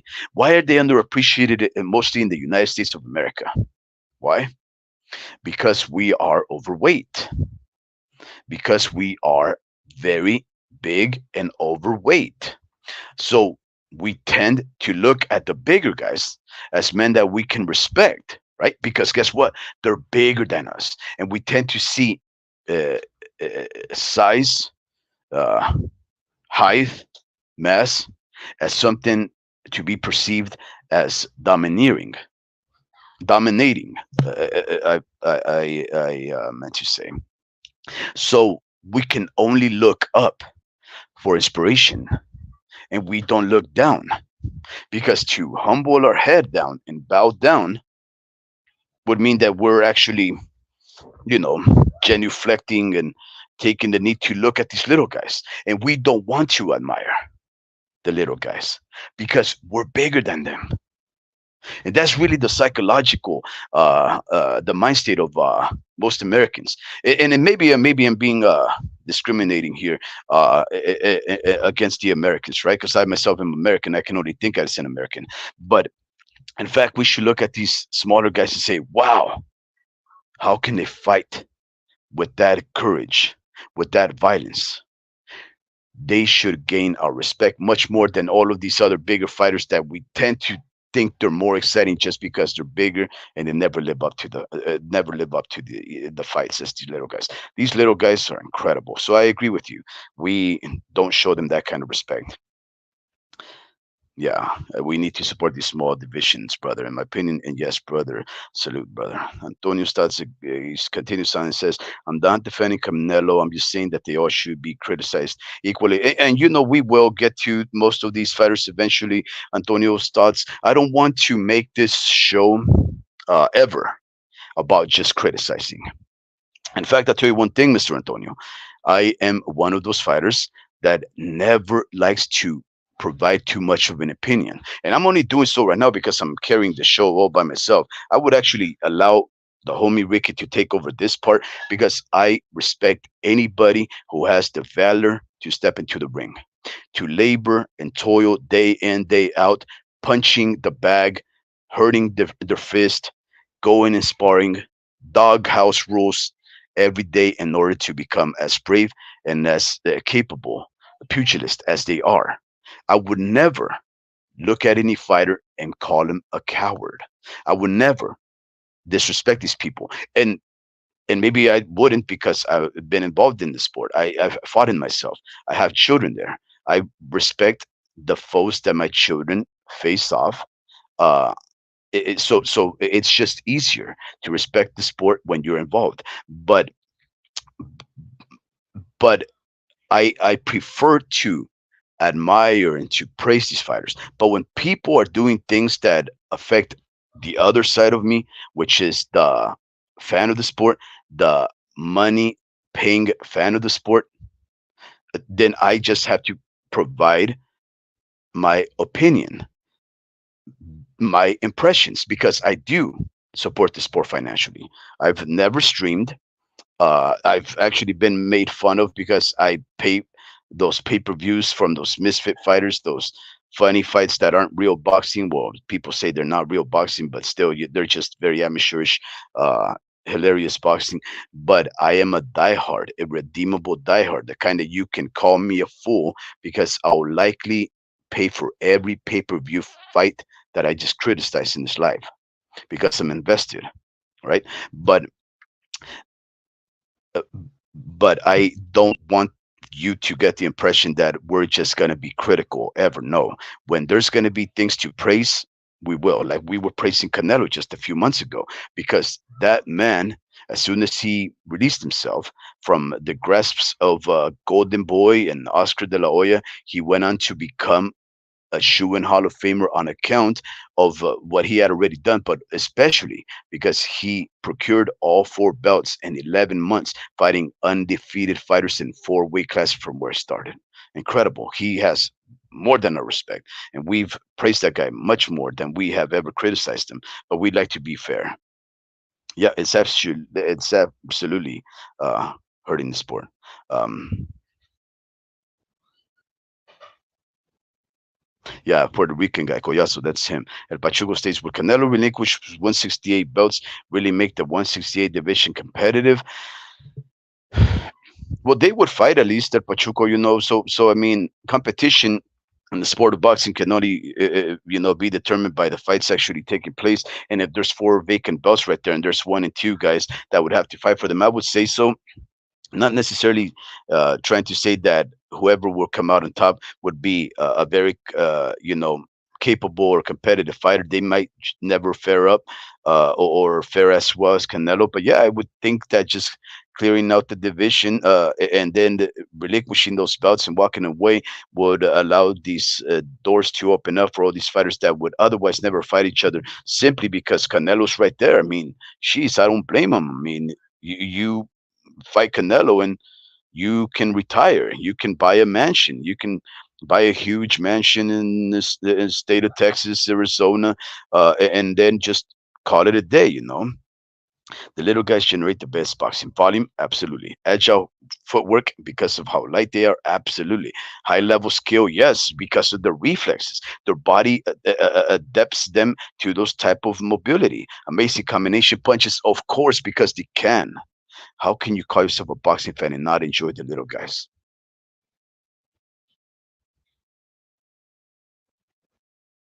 Yeah. Yeah, I couldn't say it better than that, man. I couldn't say it, Pachuco. Wow. Yeah, just summed it up for me. Right? Thank you for saving me, Pachuco. Heavyweight boxing sucks. Snoozer after snoozer. And you know what? Actually, we're going to talk about that. We're going to talk about that. Antonio Stutz states, "What do you think about the African American boxers calling Europeans Eurobums? Haney and Crawford criticized Canelo for fighting Europeans, yet Haney beat Cambosos." Yeah, it's we had this man, and this is the thing. I wonder if these fighters are not perfect, Antonio. I love young Devin Haney. In fact, my son, uh, my elder son, because I have two. My eldest son fights a lot like Haney uh, when he wants to, right? He has a piston jab. Wow, my son's jab is incredible. Uh, he moves well. He's learning quickly. Uh, and when I see him, I'm like, wow, he fights a lot like Devin Haney. I mean, obviously with much less experience, but you can see a lot of him there. And I'm not saying that I like Devin Haney because my son reminds me of him. No, no, no, no, no. Also because of how he's fighting, and the fights that he's taking. Um, but these people are, for the most part, like every one of us, Mr. Antonio, we are hypocritical, and a lot of the times we speak more uh, and give out our opinions without really thinking about it. Sometimes, like in the case of me, I'm sure my mouth moves faster than my brain. I'm not very sharp-minded at all. So I will likely contradict myself. And in fact, I think one of our listeners, maybe even Pachuco, months back, and I know the homie Ricky has pointed out some conflicting opinions of me. Right? We're just human, and we say a lot of stupid things a lot of the time, especially when you're younger. I know in the case of Devin Haney, maybe he's 25 years of age now, maybe 26. He's almost old enough so that we don't have to use youth as an excuse for his ignorant statements. But that's absolutely an ignorant statement. Anybody that calls people from another foreign land a bum just because they're not from America is ridiculous. And Devin Haney is absolutely ridiculous for having said that. Love the guy, but he that's just very offensive. And in fact, every time he states that and he goes and fights a European, then it's just going to make him look bad because guess what? Hey, according to you, Devin Haney, you're fighting a Eurobomb. Yeah, I'm not too sure what it says about his legacy, and Mr. Antonio Stutz, because I don't think he's beaten too many Europeans. But I know he padded his record as a young fella fighting a lot of Mexicans in Tijuana. But yeah, I don't know. Then again, Mr. Antonio, this guy, at least Bill Haney, the father of young Devin Haney, he's a gatekeeper for La Raza. The Mexicans, I guess he knows what a Mexican and a Mexican American or a Latino is supposed to be. So yeah, there's a lot of people saying a lot of ridiculous stuff, but I won't hold him too much on those things as long as they put up the fights. In the case of Canelo, I mean, I hope nobody's ever said that. Well, yeah, they have said that, right? That he fights a lot of Eurobums, but I completely disagree. Pablo says, El Pachuco, why isn't Canelo fighting him then? Yeah, maybe El Pachuco can answer Pablo there. Yeah, I agree, Antonio. It is very disrespectful. El Pachuco states, my favorite boxing in recent times was produced by the true four kings, Gallo Estrada, Chocolatito, Cuadras, and Rung Bisai. The second fight between Estrada and Rumbisai was excellent. Yeah, and of course there was also uh, there's Chocolatito, Cuadras, Rumbisai, Gallo Estrada. There was not Nakatani. Wait, maybe it is Nakatani. Um, no, Nakatani higher than that. There's another Japanese fighter that's there too. Uh, She's I'm hard pressed right now, but that's another one of those. Just didn't participate in that round robin between those four guys. So yeah, I guess maybe you're right that he should not be included because all of those guys, for the most part, fought each one of each other at some combination. But yeah, I agree. That was a fight that I remember seeing a few years back. I don't remember much about it, but I've never seen a boring fight at 112, 115. Mr. Antonio says, I agree with everything you're saying, brother. 100%. Of course, different topic at a time. I see you're not biased, but very well balanced. Well, because uh, uh, uh, because because we get to fight these people, Mr. Antonio Stotts. Like in the case, we could never. I am an individual of. I am an American with Mexican forebears, right? So if I wanted to, I could be like, oh, Mexican, Mexican, Mexican, American all day. But sometimes you get that. You get humbled, right? You go to these sporting events, we travel, we fight at different places, and then people show you love just because you fight, just because you entertain. They see past color and nationality and language, and then when they show you that love and respect, it's it's hard to not look at these people with the same love and respect, right? So I I never judge a fighter by their color or their nationality, favorably or unfavorably. I just say, okay, let's see who fights harder, who trains better, who entertains the most, and that's who I'm gonna like. Black, white, brown, yellow, red, it don't matter. If you have a fighter's spirit and you entertain me, you'll get my attention and my respect. And if you're very lucky, you'll get my money. Absolutely. Yeah, the funny thing is when they speak like that, it falls in their face. It almost always does. El Pachuco states, "What are you talking about? Canelo versus Benavides? That is the fight that I want to see next. I bet Benavides is senior 1,000 bucks." Yeah, I heard that. I heard that El Pachuco. I think you were talking that you were on one of those lives from a Mexican channel. I'm not too sure what that is. Maybe it was Aitiro or who knows. But I think you they were interviewing David Benavides, Jose Benavides Senior, and you bet him 1,000 bucks, and I guess he really didn't respond to that. Oh my god, Pachuco. You know what? You're consistent, and you put your money where your opinion is. So you know, and I believe you would put this $1,000, maybe even hand deliver it to the guy.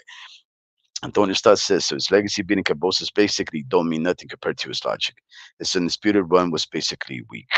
And El Pachuco says, so yeah, the Japanese fighter was not included for some reason. Yeah, and he became a champion too, El Pachuco. It's just that he did not fight any of those guys. I think maybe he fought Gallo Estrada. You know what? Let me look at that because I don't want to leave that question unaddressed. Uh, Boxers. Uh, now, no. Let me just Google this right quick, guys, because I don't want to be that guy, right? That hints at something, does not address it, and most importantly, disrespects a champion without even actually giving his name out. It's not Junto Nakatani. Takumi Noya, no. Jason Maloney, no. Akasuto Ayoka. There you go. Wait, I don't even think Kasuto Ayoka did fight Estrada. Hmm. Yeah, so maybe he didn't. I'm trying to find the clip. The show is a friend of Aitiro. Oh, okay. Yeah. Um, somebody talked about the heavyweight division, right? And I want to ask you this, to maybe close out the night. Maybe you guys can tell me. Look, I'm one of those boxing fans that I don't like to, go on these flights of fancy, letting my imagination run wild and start speculating what if about the sport. I'm not one of those guys that you can have a fun conversation over beers with a bunch of buddies to say, "Oh man, Marvin Hagler would absolutely destroy Canelo at 168," or "Sugar Ray Leonard would embarrass Triple G at 160. I'm not that guy, right? Because I don't.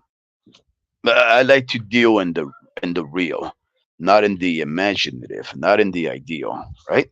Um, but there was this, and this is just to address the fact that one of our listeners was talking about how the little guys don't get credit, but yet the heavyweights are the ones that get all the attention, but they ain't done anything of note. Uh, and this is basically what was written in one of these reports recently, right? I'm trying to find it right here. Let me see. Hmm. Let me see this. Goodness. Oh yeah, El Pachuco was the one who stated. He said, "Heavyweight boxing sucks. Snoozer after snoozer." Mhm. And this is where was this report? I had this report. Uh, Sean Davis, Oscar de la Hoya. No. Basically, I can't find it. I must have closed out the page or something like that. But basically, there was a very critical report written about the heavyweight division currently, and it was basically talking about how Alexander Usyk is the best thing to happen in the heavyweight uh, division because everybody else underperformed. They proved themselves over time that they weren't the the powerful individuals that can basically create a new era of great heavyweight boxing, right? And of course, he started to harken back into the 80s and, you know, 70s. And actually, out of desperation, this guy actually started to talk about the Klitschko's. No, you guys remember the Klitschko's, right? The Klitschko's, uh, they were a very dominant force. There was Natalie Klitschko, and then there was Vladimir Klitschko.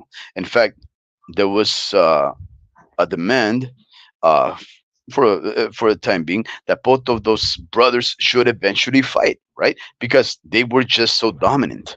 They can seem to beat these towering men, and of course that would never happen. That would never happen because why would two brothers fight each other?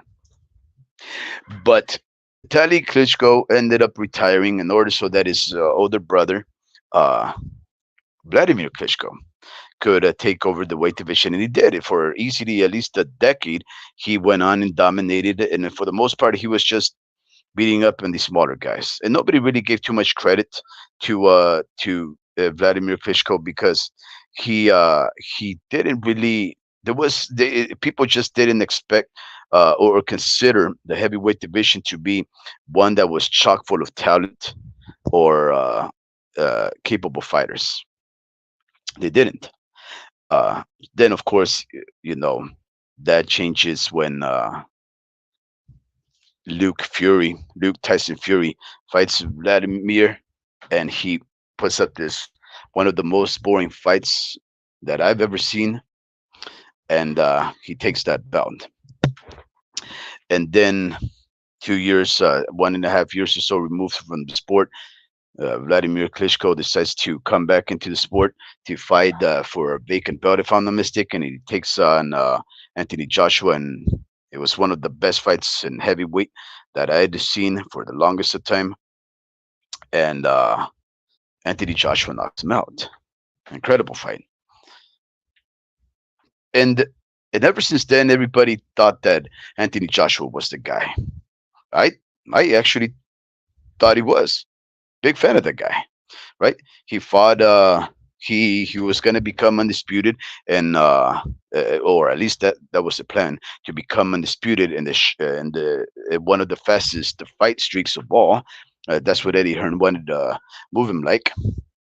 Long story short, he ended up losing to last minute replacement and Andy Ruiz Jr. And then, of course, the other person that people considered a hype job, a fighter that had nearly 40 fights, almost all of them by knockout, and Deontay Wilder, he ends up losing to Tyson Fury. Tyson Fury ends up looking very bad against an MMA fighter that's never fought in professional boxing and had only one exhibition fight prior to that, about 4 years prior.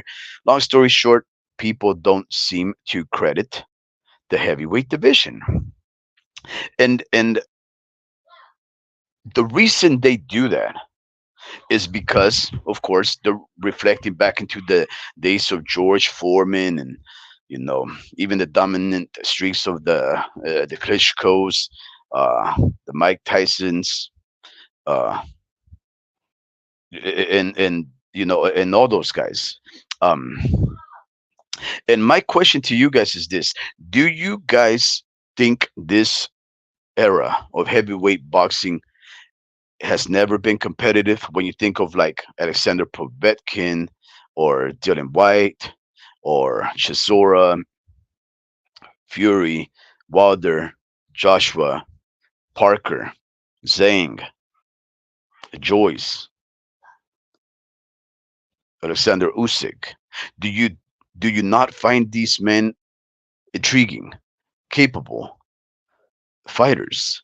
Do you guys not find them to be powerful enough, exciting enough? Do you guys just compare them to the legends of back and say, if I put that guy and pit him against that guy from back in the 90s, the guy from the 90s would beat him? Why do you guys think that? Do you guys think that somehow the era just became soft because maybe there's something in the water, or what is it that you don't think uh, these heavyweight fighters have that makes them as exciting as the fighters from back in the day? I just want to ask you guys that, because I could never think that way. I could only look at these guys for who they are fighting now, what's available out there, and you say, if you fight your number one mandatory, or you fight your number 1 to 10 voluntary for a defense, and you come out victorious, I could only judge you on who you're fighting, right? But if you start moving around, circumventing the smoke, like in the case of Wilder, who apparently he's actually fought men who weren't even ranked for the majority of his career, padded his record with men who weren't even ranked in the top 100, 500, I mean, of his career. That's what I heard.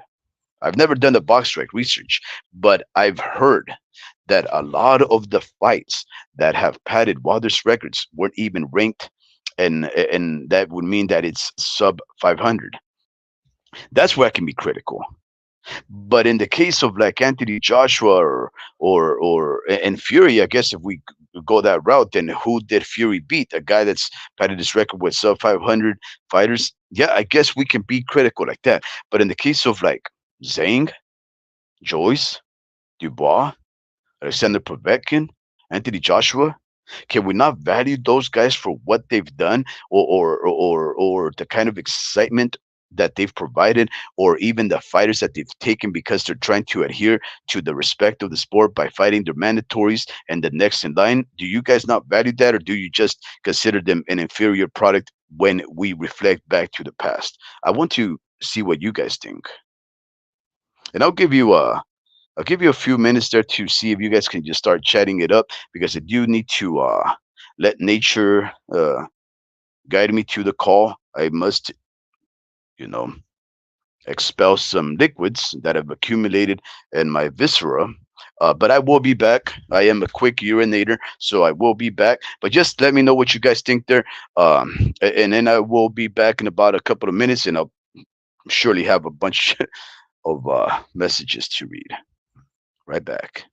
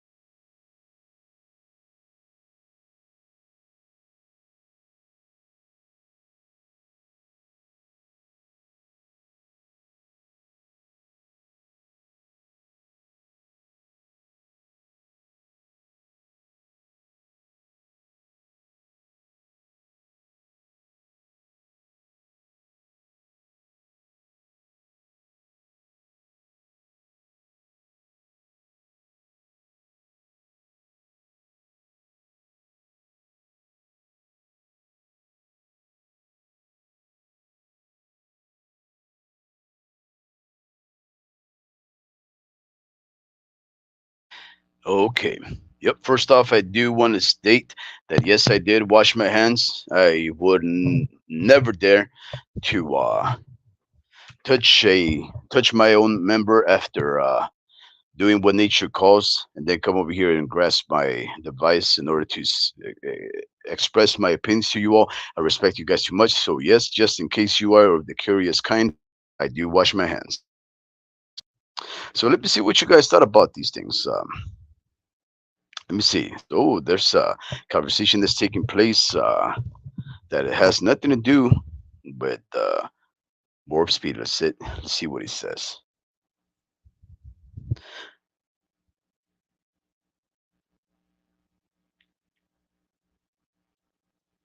Antonio Stas says, very good. Real boxing fans don't just support Mexican boxing, but all races, the boxing world as a whole. Absolutely, that's the only way that we're gonna grow this sport and in fact allow it to survive, Mr. Antonio Stutz, because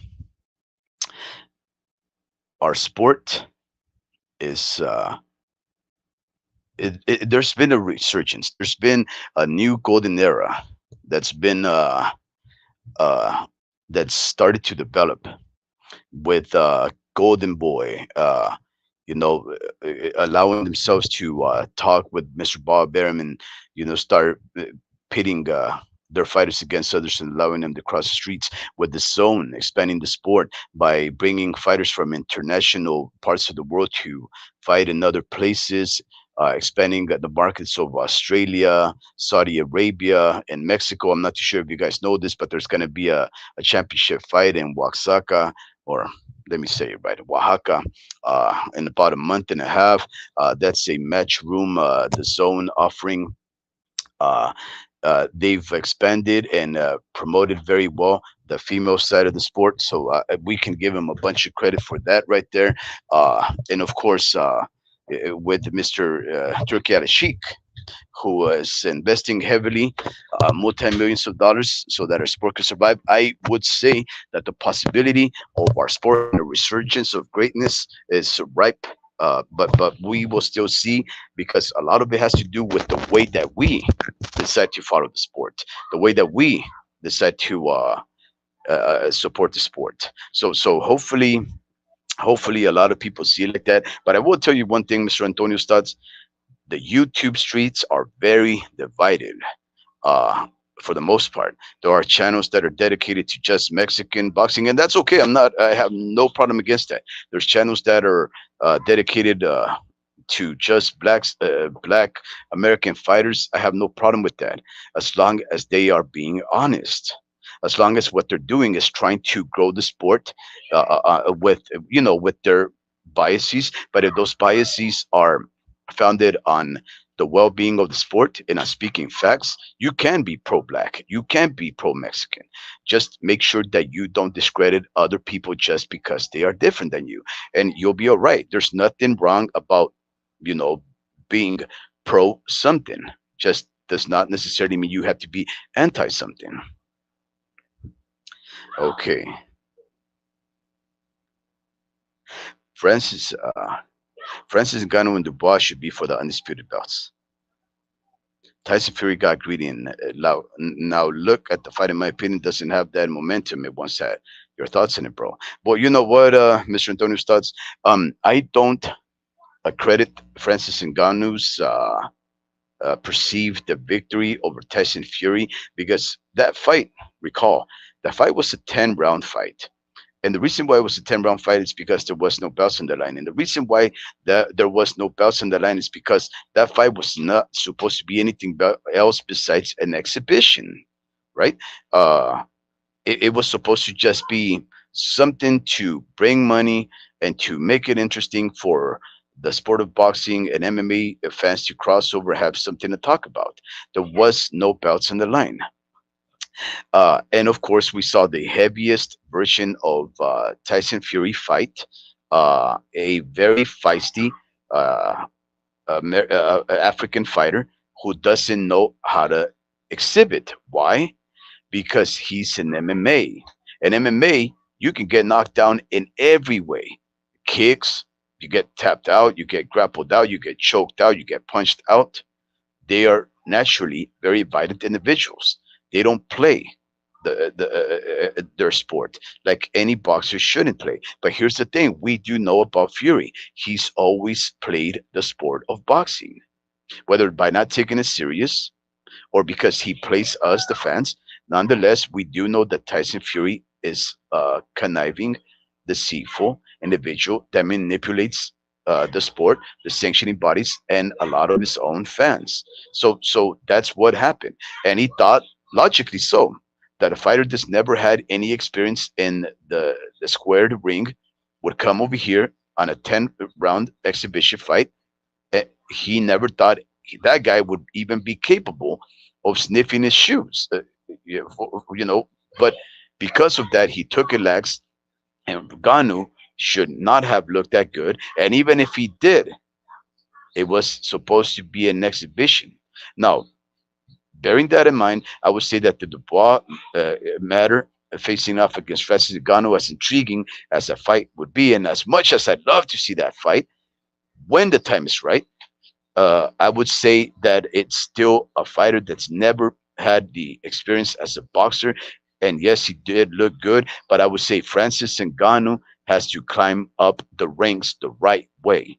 Not because you look good against one of the fattest, laziest versions of Tyson Fury. Should you skip the ranking system, go up to the top 10, and have a shot at any of the belts? Uh, not against Anthony Joshua, that's going to take place in a month and a half.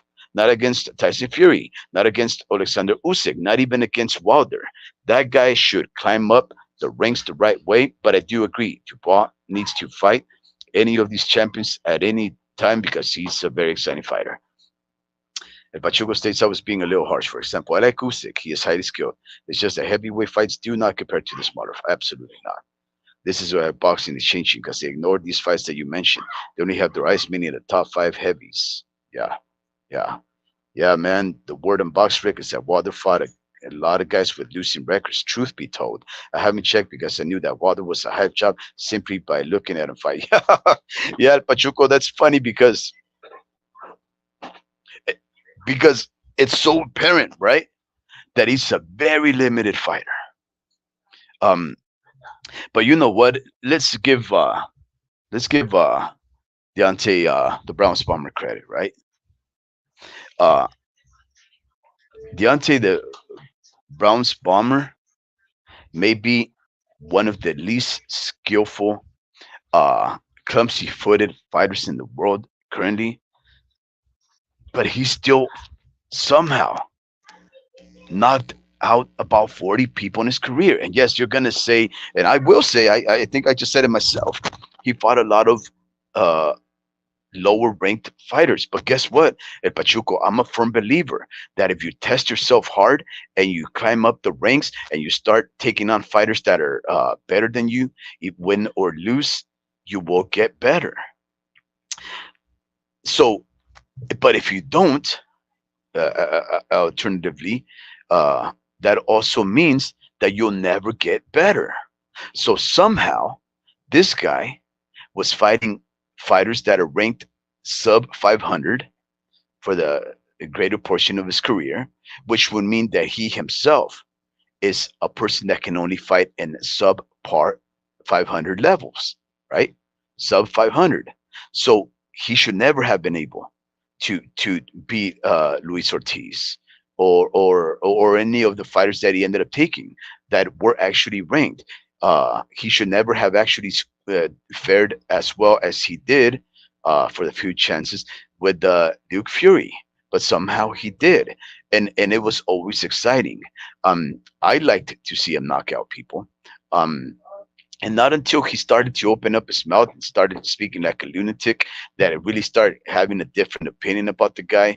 Um, but but I was always intrigued about how a very limited fighter who obviously was fighting these type of fighters that were never preparing for the higher echelon of fighters somehow still managed to do so well when he started to step it up, until of course you started to do the drugs, until of course you faced a guy who was actually in the top tier top 10 of fights, and that's when you started losing because again, none of your prior fights, none of your other exhibits out there as in pugilism prepared you for the top 10.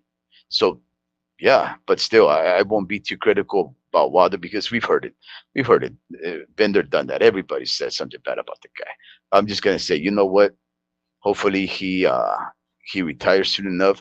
But if I'm not mistaken, I think Turkey Alashik is still trying to bring him back because he knows that there's some potential there for a powerful knockout. Uh, Antonio Stott says that's why I don't need a fast food and restaurants because they all use the bathroom at one point and you just don't know if they wash their hands. Yeah, yeah. Hopefully they're good people. Antonio Stotts, we should all wash our hands just because uh, nothing better than eating at home. It's crazy. Yeah. Um, there's a video on YouTube of a dude talking about how he was paid to take a dive against Wilder by Golden Boy a while back. And you know the thing is this, El Pachuco, that says so much about that guy. Why did he take a dive? What kind of a scumbag cheating individual are you that you sell your booty, you take a dive, robbing the people that went to see you, pay top dollar to see you fight? You go over there and sell it out, robbing the people of their time and their money. Shame on that guy. And then to talk about it, man, at least keep your mouth shut because now you just seem like, like you're a person that not only allows yourself to sell out, but now you even start ratting on yourself to make others look bad. We don't need that. We already know Wilder was one of the worst fighters that we've seen in heavyweight. You just look at him. Like in Pachuco States, just look at him. How are you gonna take a dive against that guy? Like it's so embarrassing, man. I need to see what that guy is because, man, so embarrassing. The video clearly shows that the boxer took the dive when he was not even hit with a punch. Yeah, you know what? I seen a fight like that. That turned out to be one of his trainers, Malik Scott, I believe is his name is. I thought that I saw when Malik Scott blinks at him with his left eye, or was it his right eye? He blinks at him. He blinks at Wilder, and he goes to the ropes, and Wilder starts going over there, and he throws a 1-2. Both of them miss except the two. Malik Scott shows up, and the punch sort of cuts in between the defense of Malik Scott and taps him in the forehead. And I think there was 3 or 4 angles, and it was very controversial because they're like, did you just knock out this guy with the punch that wasn't even flush? That it looked like it was just 1 inch from landing. And he said, yeah, I'm that guy. And Malik Scott fell in his butt and he like sort of hung on the ropes. He never made one attempt to get up. He looks at Wilder like, bro, you're so scary. And he stayed there and it counted on Malik Scott. I'm not too sure if that's the one, but I don't think so because you're saying that this guy admitted to setting himself out. But I know that Malik Scott, I saw a little closing of his side, like when you're telling somebody like a lie, like when you're playing footsies with somebody, and then you're trying to tell her, hey, let's do something over here, let's get out of here, or whatever. Sort of like when you tell your kid like you're lying about something and you're trying to lie to the other kid, but you're telling that kid, shh, don't say nothing. That's what it seemed like to me. And so yeah, I'm not saying that there's not shenanigans going on. I'm just saying that it's so shameful that somebody would sell out to a fighter that bad. The people in attendance were booing the fight. This was recorded. Embarrassing. I didn't know that. I thought the bell was in the line for a sec. But yes, I noticed 10 rounds. That's not for title 12 is. Yeah, but again, Mr. Antonio Stotts, you have to follow these things closely, right? Like you have to read all the reports and you have to know all these things. And sometimes you just want to enjoy the fight. And everybody, for the most part, especially when you saw Tyson Fury walk out with his black eye and his face all busted up, and Francis Ngannou looked perfectly clean, like he never even sweated in the fight. Of course, you have to say, man, that was a real fight. And it was for Francis Ngannou. And it wasn't for Fury until he realized it's too late. He's actually beating my behind. And I thought I was just going to come over here and mollywop this guy for fun. because I'm that good. The arrogance, the arrogance. This is the sport of the puncher's chance. How can you take anybody lightly? Yeah, I know that they put him on the top 15, and the reason why they didn't put him any higher, Mr. Antonio Stutz, from what I heard, is that Francis Ngannou said nope, because I guess when the WBC tried to make him top 10 and cutting in line, once you reach the top 10, you have to pay sanctioning fees to that organization.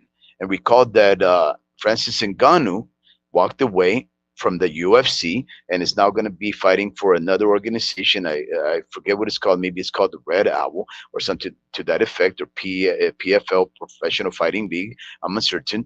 But nonetheless, he ended up walking away from the biggest mixed martial arts promotion in the UFC because he wanted chances to fight for more money. And more opportunity to shine. And Dana White said no. So ixnay on those plans. So he moved to the PFL, if I'm not mistaken. And when the WBC told him, "Hey, you're top 10 now. Guess what? You're gonna fight champions, but here's our sanctioning fees. It's 5%." He said, "No way. I'm not gonna be ranked that high." And he probably told him, "Bring me down because I'm not paying nothing."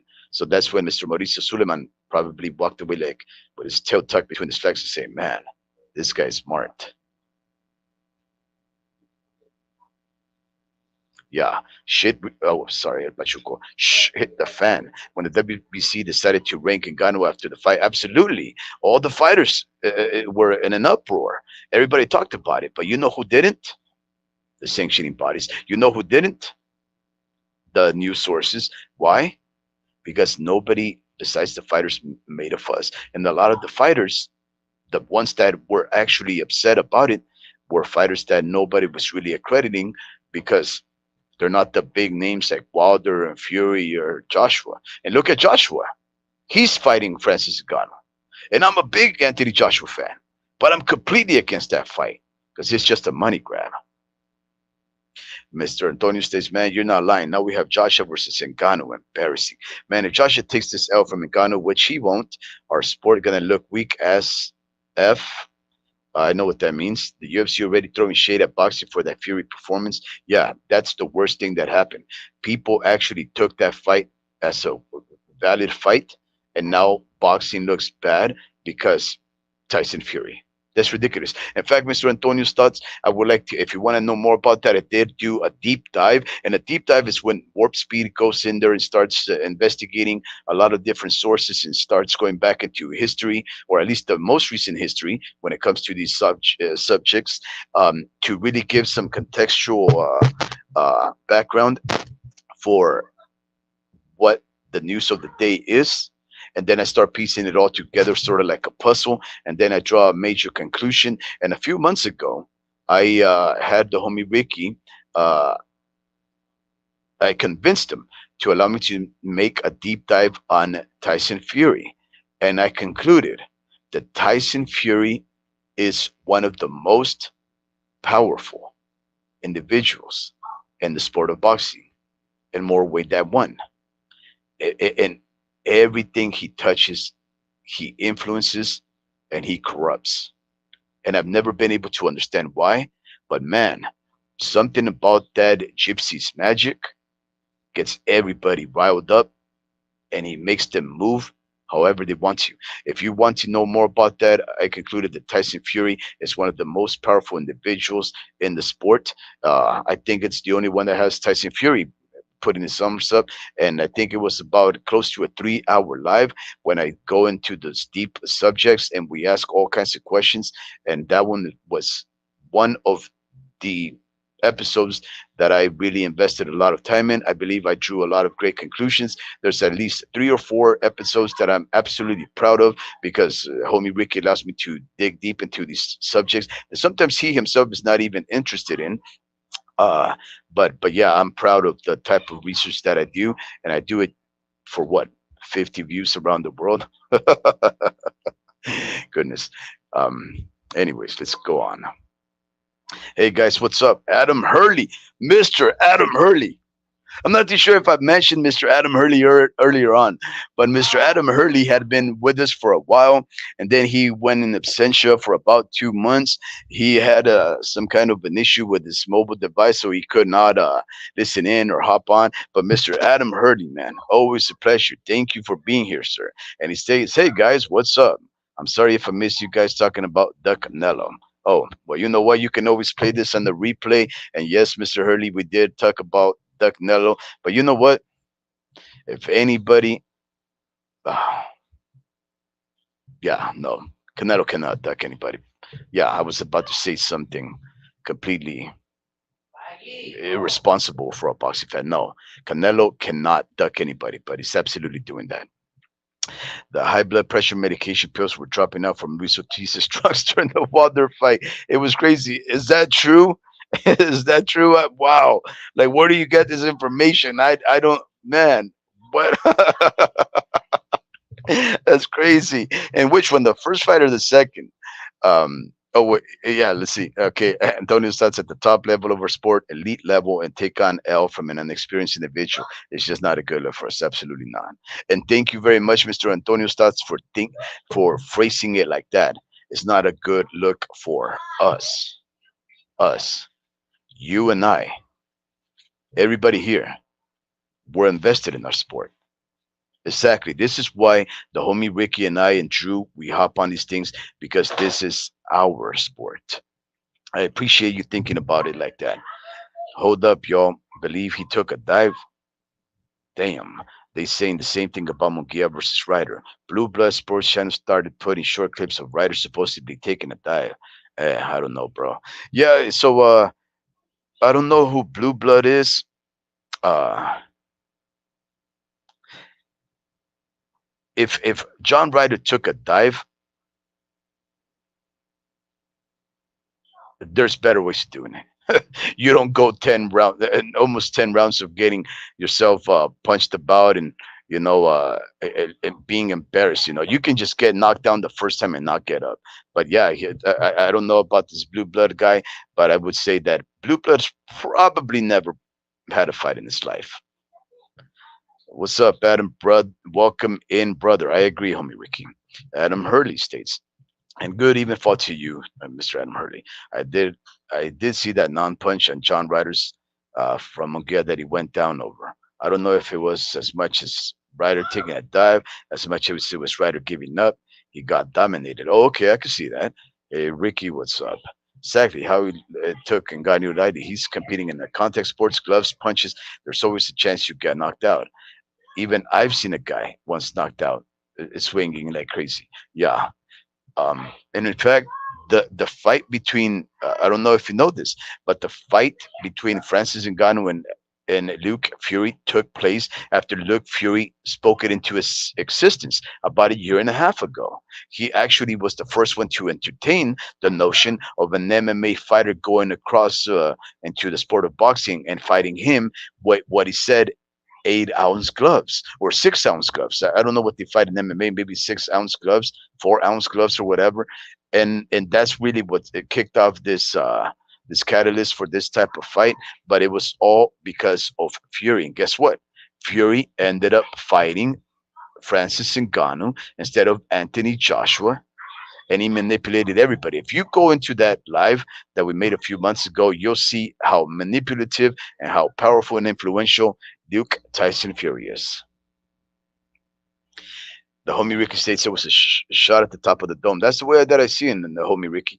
That stupefied John for a split second, much like when Triple G hit Marco Rubio on the top of it, the head and set him down. Yeah, that crazy corkscrew punch that Triple G landed on Mark Rubio, that it's almost like he sunk Rubio's head into his shoulders, like a turtle would sink his head back into a shell. That was a crazy punch. With no fighting skill, nothing. The other guy had skills and got you in the chin and went to sleep. Shh, my jaw dropped. Skinny shrimp, white dude versus a slight build black guy. Yeah.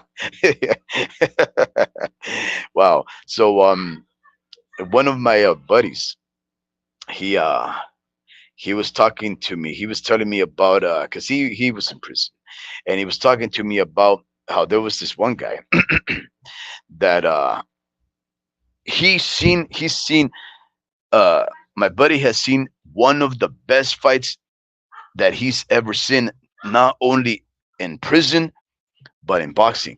He says these two guys went back and forth for about 5 minutes. He said every single one of them was a haymaker. Every single sounded like it was hitting rock on rock. They were going back. Their faces were swollen. Their noses were busted. Their eyes tumescent with swelling and inflammation. And they were both bleeding and cut up, and they could barely see. And they just kept going back and forth, and it was a draw.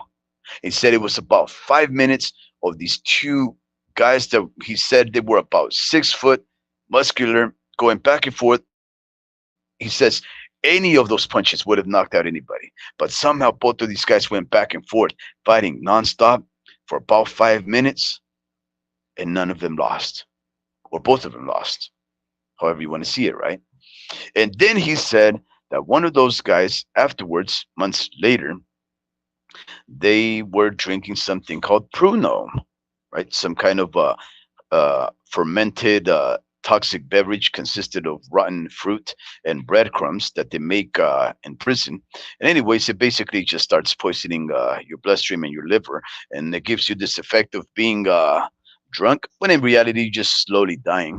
And anyways, these intoxicated individuals, uh, one of them, the one that survived one of those crazy hellacious fights, he fights this very skinny guy who was also intoxicated. And the big guy starts picking on the little guy. And then the little guy says, okay, you want to go? And he says, let's go. And they start fighting. And of course, the big guy throws a punch, and the little guy just ducks it. And he said he threw a punch and he landed on the big guy, and he just barely tapped his chin. And he says that big guy fell like a piece of wood, like timber falling after being chopped at the trunk. And he says, I couldn't believe it. The whole, I don't know what you call that, tier or whatever it is where prisoners are at. He says everybody was watching it. Oh my God. They couldn't believe that the one humongous, crazy old savage could get punched by a little guy and fall on the very first punch. And guess what? All it takes is a well placed punch right there at the little spots where your body's not prepared to receive a punch, and it just throws you off balance. It rocks your brain. It makes it strike against the dorsal side of your cranium, and there you go. You get toppled over. And I was like, wow. Obviously, the way that I told it was so anticlimactic to the way that he told it, because he was very animated and excited, and I was laughing about everything, but at the same time scared, because I would never want to go into prison because of stuff like that. But it was an incredible story that he told me. Yeah, I heard about those gypsies. Crazy. Yeah, I've heard about those gypsies too. Um, The homie Ricky says, when was the last time you'd done a deep dive of warp speed? Well, I was gonna do one about the Turkey Ali Sheik, but man, I am so fascinated on his life, homie Ricky, that I'm just fascinated, and I haven't even been able to organize my thoughts because I keep discovering more and more about Turkey Ali Sheik that I'm just saying, my goodness, this guy is incredible. Like, he is so cool. Adam Hurley says that was probably it, Ricky. Just saw a certain angle of the punch. I heard about those gypsies, crazy and then it starts goes on. I seen that angle too. The homie Ricky continues. Ryan Garcia had a phantom punch and Javier Fortuna as well. The problem is the punch goes so fast that the shutter speed of most cameras don't have the proper settings to catch such rapid speed. And that is true. There was a very, very entertaining, very knowledgeable YouTube channel that discusses the sport of boxing and sometimes MMA called Showbiz the Adult. If you guys have not heard about him, I don't know where you guys have been, but Showbiz the Adult did a great episode on that punch right there, the phantom punch of Ryan Garcia. And yep, he had to slow it down to, I can't remember, 25% or more, just so that you can see when it actually makes contact. Incredible. Antonio Stotts addresses Mr. Adam Hurley and says, "At Adam Hurley, yeah, I don't believe Ryder took a dive. People just doing it for the clicks. Crazy, huh?" And that's the thing, Antonio Stotts. Some people will say stuff for clicks because it gets money. Mr. Adam Hurley says, "Yeah, I have to look at it again." El Pachuco comes on and says, "I was poking fun at Wilder. The dude who said multiple times that he wanted to catch a body. I know. That was despicable, El Pachuco. That was despicable because I've seen men die in the ring. I've seen Maxim Darashev die at the hands of Matias, Subdiel Matias, watching it with my mother and father. And I saw when Maxim Dadashev goes to the corner, he has that glazed look about him. His you can tell that he's trying to make his brain function, and they're telling him, they're giving him these instructions. I think it was who was his Stewart? I can't remember who this cornerman, his trainer was, but he's giving him some instructions, and then he turns around and he starts vomiting, and they wave off the fighter thing first off, uh, and then immediately they put him on the stretcher. They're first starting to walk him by. One guy holding him on one arm to the other, and he's trying to walk, but his legs are dragging. And then he's walking through the crowd, and it's a small venue, by the way. Not a lot of people attended it. And right before he meets the hallway, he throws up. And my parents and I were watching this. And as soon as he threw up, I said, he's going to die. And sure enough, he died. And if I'm not mistaken, that was in 2019. And that year was particularly violent for people that were watching the sport, especially those little fights that would take place on a Friday or something like that. Because if I'm not mistaken, another fighter by the name of Patrick Day, he also died. It was a very horrific year for people that were watching the sport then and got to see these fights. This is the reason why we respect these fighters. We won't call them cowards. We won't disrespect them because they face death with every single punch. And for Wilder to say that at Pachuco, what a despicable individual. Despicable. Wilder deserves to be ragged on for saying stupid stuff like that. Absolutely, El Pachuco. Absolutely. I actually know that Sting's team was talking to AJ's team when AJ same time. You know that's what I remember you for, Mr. Adam Hurley. If I'm not mistaken, you tell me. Were you not there when you had a conversation with I think his name is Molina, the Cuban or maybe Puerto Rican fighter that fought that's fighting under most valuable promotions for Jake Paul. He's one of the up and comer most valuable prospects. I think you had mentioned that you talked to him, and he's a good kid. And you said something about some of the back dealings that were going on over there, the negotiations. Yeah, I believe you said that Singh's team was talking to AJ's team when AJ same time AJ decided to take that Ngannou fight. A lot of guys suddenly don't want to fight Singh after he demolishes Joe Joyce. Yeah, yeah, yeah. That's crazy. Zhang is probably going to sit on for who knows how many months because nobody wants to fight him. I guess the homie Rick is addressed by Antonio Stutz, and he says, "Yeah, Ryan Garcia got a quick SF left hook. Like, damn, kid got power. I truly believe that Ryan could even knock out Tank had he had a game plan. He could have put it down. And maybe that's the reason why he lost because he didn't have a game plan. In fact, he didn't even listen to his promoter. Drew 123 says, "Yo, I'm in the lobby. Oh, you're in the lobby, huh? All right, let's see how. Oh, you know what? I can't bring you on, Drew, because this is homie Ricky's channel. He's supposed to bring you on. I'm not too sure how he does that though, but he's the one with the computer. In my opinion, Singh is the most formidable heavyweight boxer the states at Pachuco. And Antonio Stad says, ran as a quick ASF left hook, misspelled my message.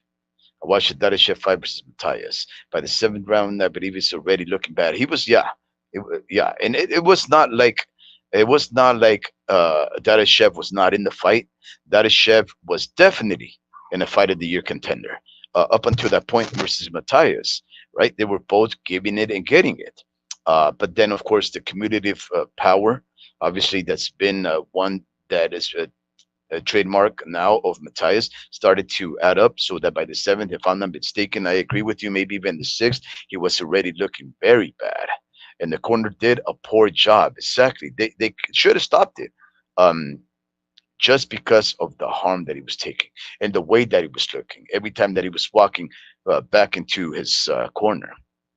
What a tragic event. Rest in peace, absolutely. And then Pachuco stays warp speed, man. That was crazy that you saw that. I didn't catch those fights, but I was shaken up too, knowing that they died. Yeah, you know what, El Pachuco? I seen this other death that just took place last year, and this one I didn't see it live because it was in a very small venue in Africa, I believe. And maybe you guys know this, but there was two black fighters, not American. Man, this one haunts me to tell you the truth. Um, this fighter is beating this other fighter, and the fighter that's beating, or at least in the clip, it looks like he's beating the other fighter, right? Looks like he's dominating, looks like he just has everything going his way. And somehow he takes his nemesis to the corner, and his nemesis angles out of it, circles around, starts throwing one or two punches in the direction of his foe, and he hurts him very bad. And then he takes a step back. Mind you, this is the fighter that looks like he's losing. He hurts the guy that looks like he was winning. And something about the way that he hit that guy, the fighter himself knew, hey, stay away. And he gets out of the way. And then the fighter that just took those punches, he starts walking forward and he starts throwing all these punches. But his opponent is nowhere near him.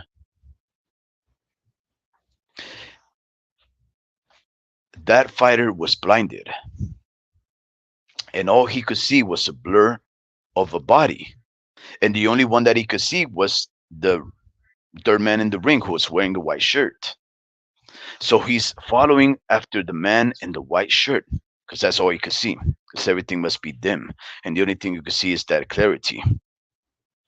And he starts throwing these very lazy punches, and the other fighter has already walked away to the corner, like what was happening here. And he starts going, and he catches up to the third man in the ring, and he starts punching him ever so slightly, ever so slightly. With every punch that he's throwing, it's weaker, and now it's just touching the third man in the ring.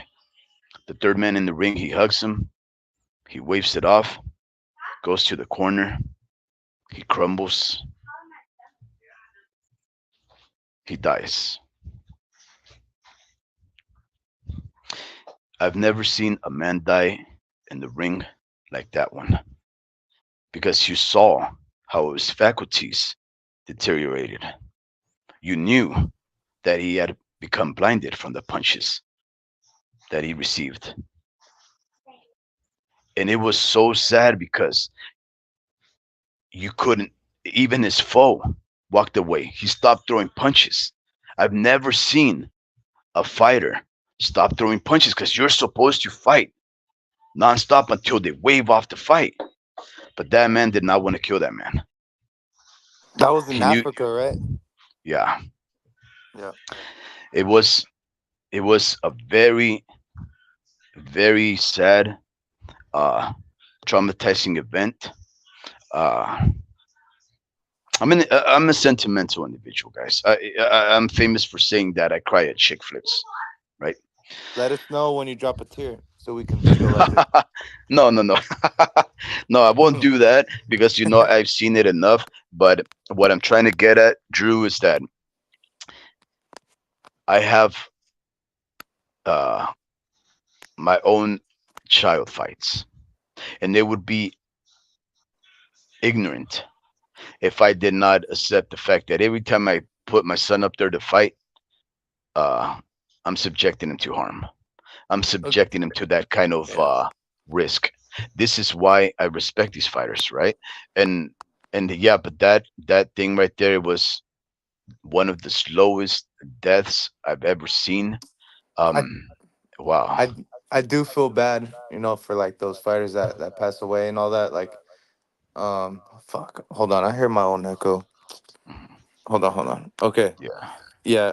No, I feel bad for the fighters, but I also feel like it's how you take care of yourself. It's like, what are your habits? Sometimes you break your body down. If you take a drug or if you do these certain things, bro. Like, honestly, I feel like if you do anything that's like bad for your brain, like if you do any like the party drugs or anything. I'm not saying that anyone has ever done that. Always, Mhm. I just feel like you break your body down. Like, all that stuff is Mhm. poison, bro. Like, even alcohol, like, you gotta stay away from it. Even when you're as a boxer, like, it's the little things you know that that actually are harming your body. And those little things add up. I know everyone lives their own lives and stuff like that, but I feel like the people who mm, the people who are more focused, like, have fun with the little Mhm. things in life, just because boxing requires you to be healthy all year long. I feel like people take it as an off season, like football, and some professional fighters, at least, you know take take that off season, um take that have that off season time, and I feel like as a boxer, those off seasons, I mean, if you're gonna have off seasons like that every year, it's gonna add up. It's gonna add up. And I feel like there's not only the fighters that have already died, but it's the fighters that have already gone through some damage already. Like, we don't see that. They're able to communicate, they're able to do all this, but man, it's hard to remember, you know? And it's hard to if you talk to a fighter long enough, you'll hear something that's off. Like, it's something that takes away something for sure. Because I know like two fighters at least, or no, I mean, I know more than just two fighters, but more than two fighters, really, like, really personal. Like, I know that Yeah. they they've gone like, well, my uncle, he owns a boxing gym, right? And he's crazy, man. He spars his own fighters, and it's like, damn, he's crazy for that. And he has his defense is not all there, but he doesn't mind getting hit, and his brother stopped. His brother kind of in and out of the gym. I mean, they're in their 40s, so they stopped a long time ago. But you can tell my uncle, the one that's continued to spar, he's slurring like a motherfucker, bro. And then his twin brother, um, who's all the one that's he's also a pro fighter. He's Mhm. good, man. Like, I'm talking to him, and I don't hear us. I don't. He always had a wisp. He just has a wisp. That's it, bro. Like, he's good, and I see it, bro, and I'm like, damn, that's crazy, bro. Like, it slowly kills you, and sometimes it takes your life. Yeah. And so I see it, bro. Like, honestly, I I have so many stories, bro. Like, I know, like, there's fighters who I seen, like, have the shakes, bro, and they haven't even started like fighting yet, and it's like, damn, are you Mhm. nervous? Or they just break their bodies down, like, to the core, And then so they develop they develop like a nervous damage, their nerves, their brains, their neurons. It's that you can see that it's yeah. And it's maybe I think Parkinson's. and I think there's a reason why you rarely see them happen in the United States. I think it's because we have all these protocols, and we have all these officials that are actually really good at what they do. And I feel like the medical field, because all right, so I did EMT, right? Mhm. And man, I'm in class. I'm in class with people who are already working as EMTs. You don't need to be an EMT personnel like to be like in that class. Like I was in there to be like a firefighter and all that, but I could have really done something else than just be a firefighter with the EMT license. Like, and that's what you need in order to be one of those personnels in the ring. You know, like you need that a CPR card at least. But the physicians are like higher level. You know, and I feel like with technology we're learning so much more, and these people are getting better at recognizing issues, and that's why I feel like you get shit like that in other countries, you know, where they're not up to date, you know, and you got you got like you got COVID happening, you have all these little things happening, bro, and I mean, it's not a coincidence, man. Like it's like it's like shit's getting worse, bro, and I feel like we need to be more aware of our health. You know, that was a wake up call, and I feel like boxing is a good way to keep yourself healthy, but physically, it you got to take care of your body outside. You know, and that's why I love boxing. Like me personally, I love it. I just came back from the gym, and I'm Yeah. like, damn, like I feel great. You know, like I burn calories. Like I don't need to like doesn't mean I don't need to like take care of it, but it doesn't, you know, but I try to eat the right stuff, and yeah, man, I just feel like a lot healthy, builds good habits. But yeah, man, that's why you see all those fighters dying like in other countries, because I just feel like their protocols aren't up to par to ours, like, you know, and we got like physicians who are like, you know, there's a lot of physicians, you know, the job market's not that great right now, so you best believe these physicians are taking these boxing card jobs, you know, and Mhm. you know, so I just feel like we're better as a nation, like as far as medical and all that, like we're able to, you know, like we have all these protocols. That's what it really is. That's saving us. Mhm. And Yeah, no, it's yeah.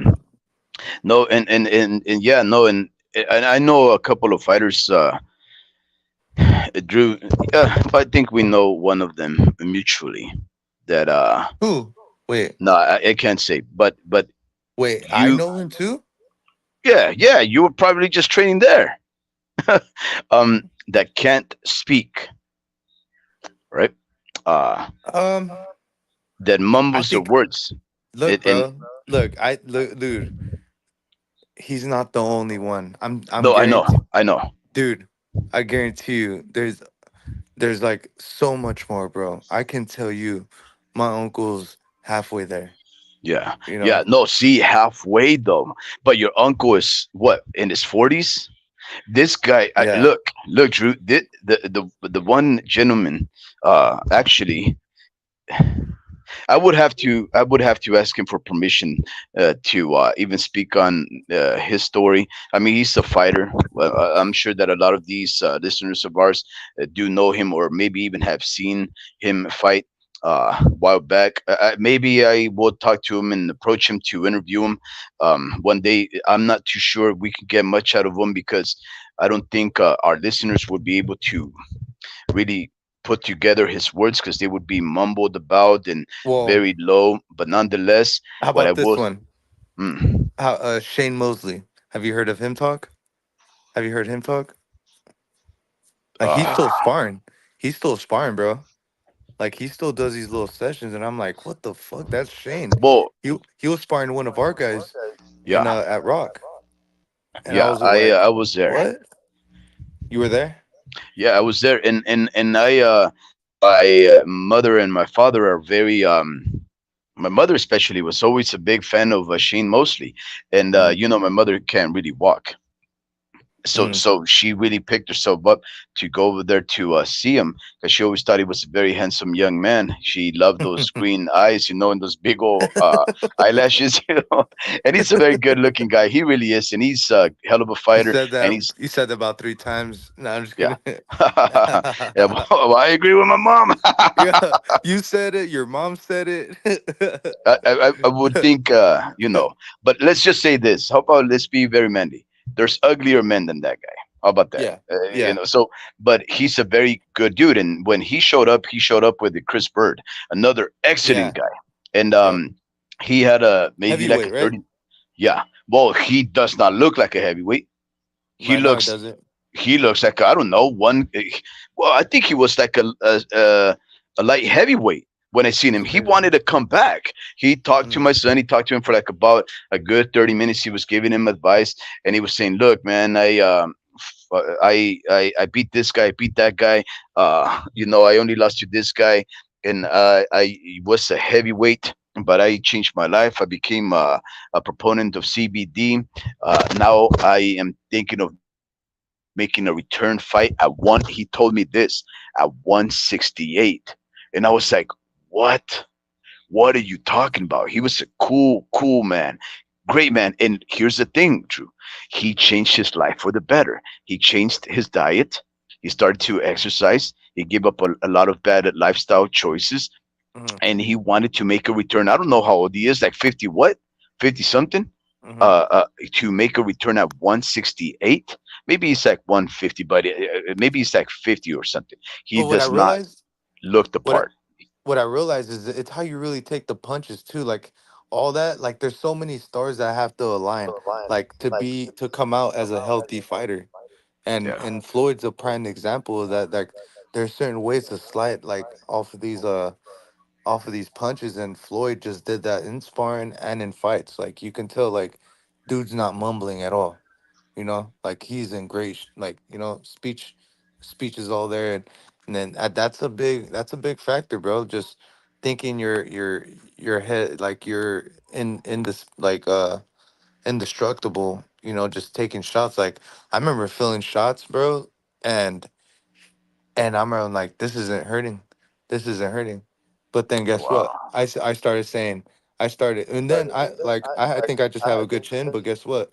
We're all human. I started seeing stars, Yeah. and then I Yeah. was like, oh man, like my vision's going away. Like I physically don't feel pain, but I'm physically shutting down.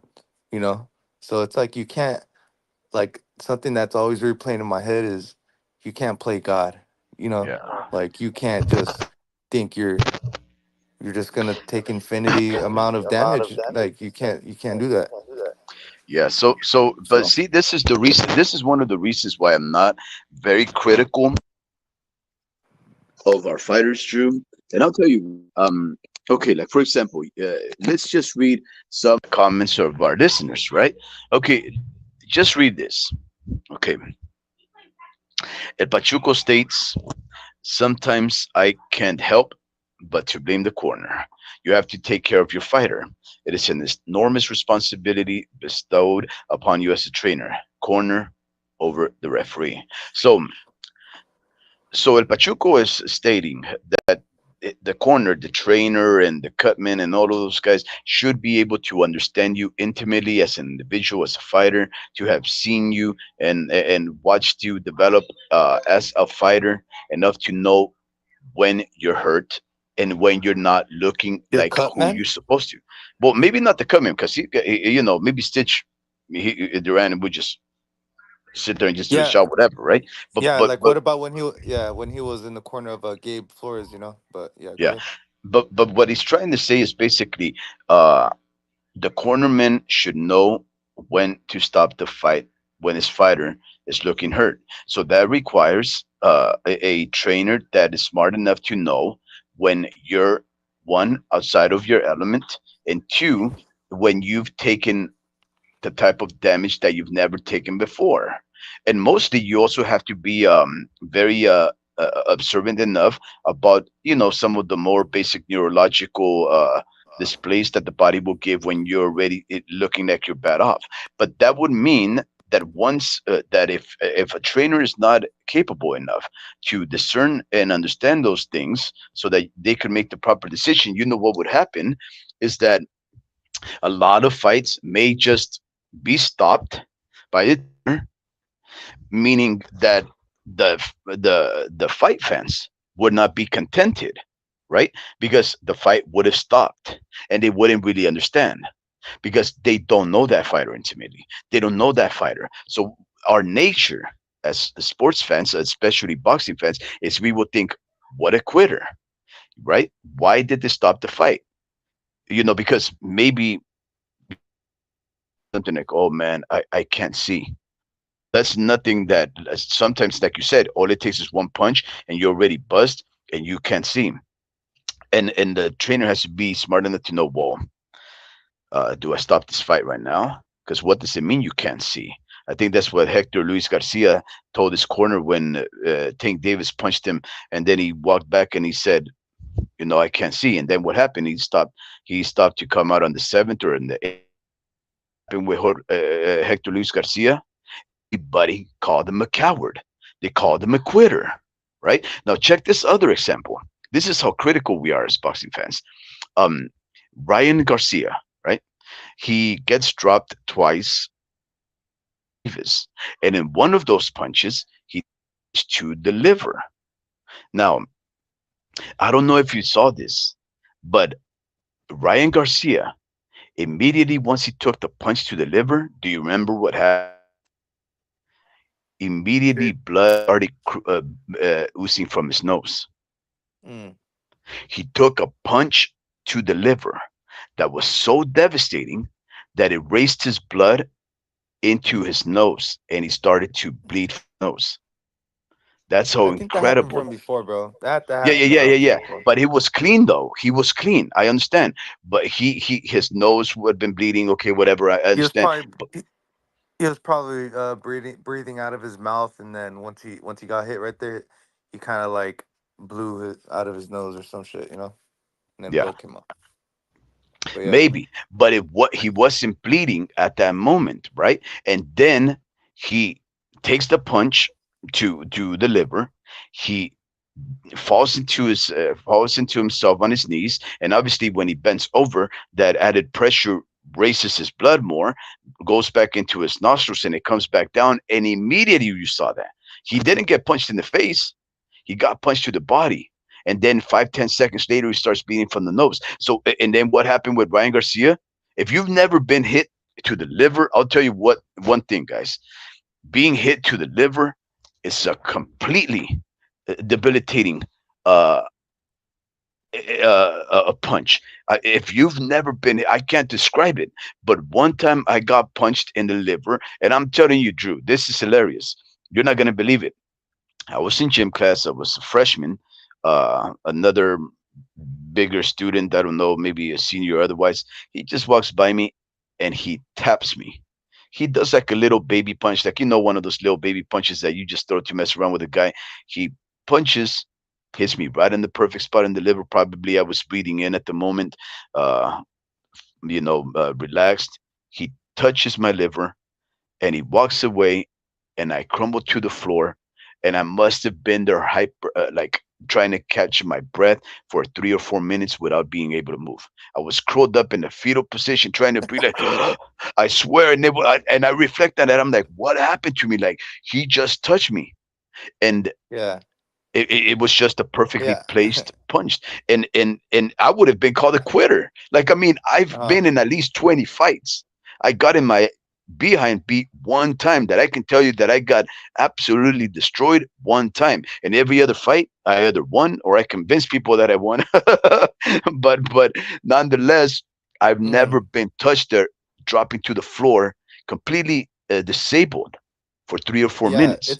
It's a weird location, and it's like, damn, like it's kind of tucked in under a muscle and shit. And now it's like, oh, like it hurts like a bitch. But honestly, like I felt it once, but you Mhm. like I felt it by a dude that was like a lot heavier than me, and 200, like, no, I don't know, like close. Oh, because I was sparring when I was a lot lighter, so it was probably like around my weight, like, or yeah, like a little more. But yeah, no, we're all built differently too. Like I don't feel body shots as much. Like I've yet to like feel like a shot that's like excruciating to the body. It just hurt and I just continue. But for me it's really just like like my chin. Sometimes it's like if they clip your chin good enough, like your vision kind of changes to where you get dizzy. It's like That's how flash knockdowns happen. You know, you just get clipped, and then you kind of like, whoa, what just happened? You know, like it just happened so fast. You know, that's kind of like what Ryan does. You know, he's just quick with it. You know, but if you have a strong chin, meaning like you like you're stiff as motherfucker, and you're not really, you know, getting fucking hit that hard, like then yeah, you shouldn't feel shit. But yeah, no, I don't feel body shots, bro. It's a really Yeah, you're excruciating pain, crazy. but it's really the only pain that I felt actually when I to the body was when I was a kid, and I jumped from the monkey bars and I landed straight on my stomach, and I lost my air. Boy, yeah. Yeah, so that's closest thing, but I'm guessing it kind of feels like that, you know, or something. Yeah, no, But it's I can't describe it. But yeah, and because that's so the suplex. yeah. Suplex is a lot worse as well. Yeah, so a fighter really what I'm trying to get at, Drew, is that the fighter in this corner, there's just like it's a very delicate balance that they must that they're always on, right? Whether you quit too early, whether the corner stops it, whether, well, I guess maybe the only one that's a fair stoppage would be the ref, and not even that, because look at Tony Weeks, corruptible, right? A doctor stoppage is a good one because obviously the doctor, he's actually medically trained to be able to make those type of decisions. But then again, what does the doctor know about your punch endurance, about your resiliency? What do they Hmm. know exactly? They don't know you. So then, in some situations, the trainer's supposed to know you to be able to stop you. But I've Hmm. seen fights where the trainer stops the fight and the fighter gets angry at the trainer, like, "What the hell?" And they start like really like, "What are you doing?" Throwing little Hmm. pushes and everything. It's just a very it's hard to balance to for any of these people involved to make that kind of a call without taking off the fan, because the fan, if especially if you're not involved in the sport physically or emotionally or with family, you're always going to be hypercritical of the going ons because you don't understand and you think these guys are just a bastion of punishment and masochism, when in reality they're just men and women that have tolerances and And points of some tolerance people. where they will be surpassed eventually with their own thresholds, right? But we want these guys to just and women to just continue on to give it all. And guess what? I have accepted that this is a violent sport, Drew. I have accepted that there will be fatalities. I have accepted that because I've seen it too much. And I've there came a point when I had to ask myself as a fan and as a father of fighters, I had to ask myself, do I want to continue supporting the sport, knowing what it is, knowing what I'm subjecting my children to, knowing that death is on knocking on any moment's door. And I said, this is what we live for. Mhm. Yeah, no. I forgot what was I gonna say. I was gonna say something really, really nice right now. Um, You I nice. was gonna say nice right now. Yeah, no, I had it at the tip of my damn tongue right now. But That's what she said. yeah, no, oh yeah, no, no, I was not.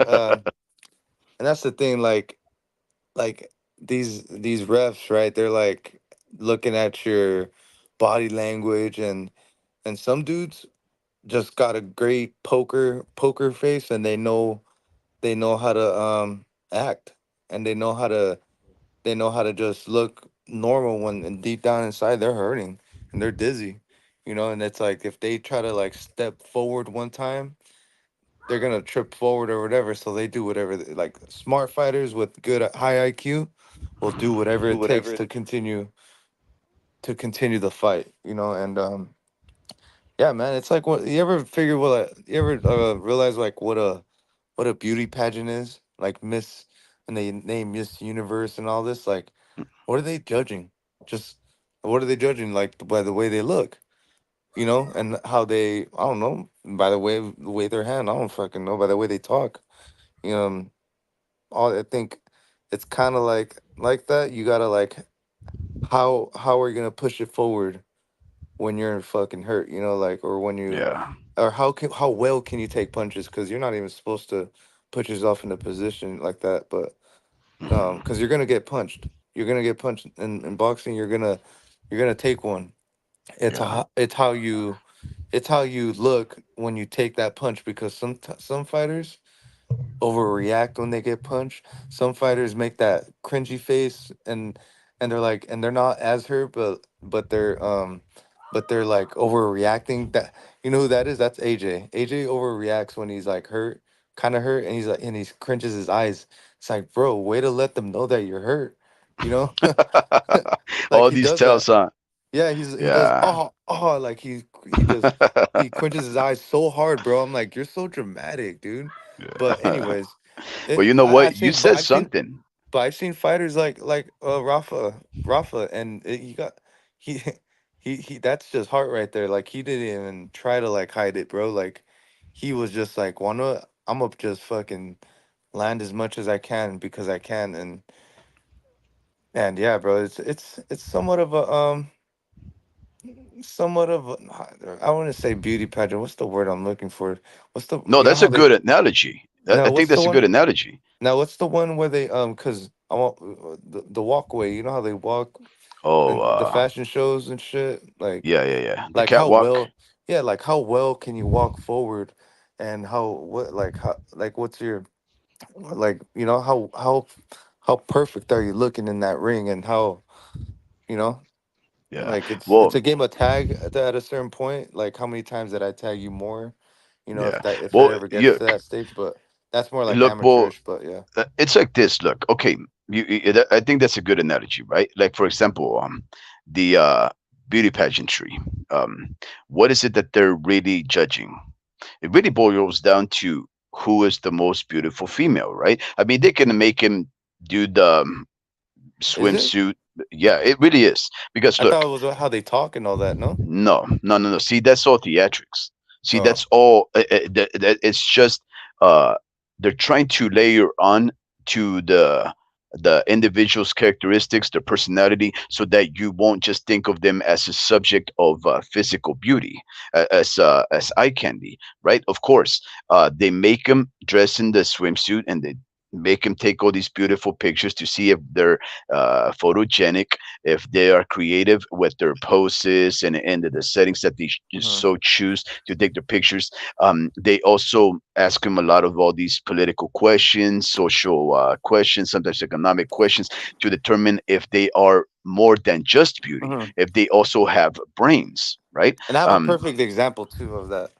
yeah, but what they're trying to get at, right? They're trying to add layers to an individual so that we can perceive them as something else besides a judgment based off the physical beauty that they were born with, not that they worked for. The only thing that they could work for mainly would be their body, right? Like making sure that they, I don't know, make weight or eat healthy or develop an athletic ability enough to maintain that body shapely like that. But for the most part, it's so focused on the beauty, because nobody's going to say, oh, Miss Nicaragua 2024 won because she knows how to, read the Bible backwards. Nobody's ever done that. They've Hmm. always won because of the physical beauty. Everything else is there is just fluff. So what I'm trying to get at the end of the day, when you talk about a beauty pageantry, what are they judging? Beauty. And in the sport of boxing, no matter what anybody says that, oh, it's about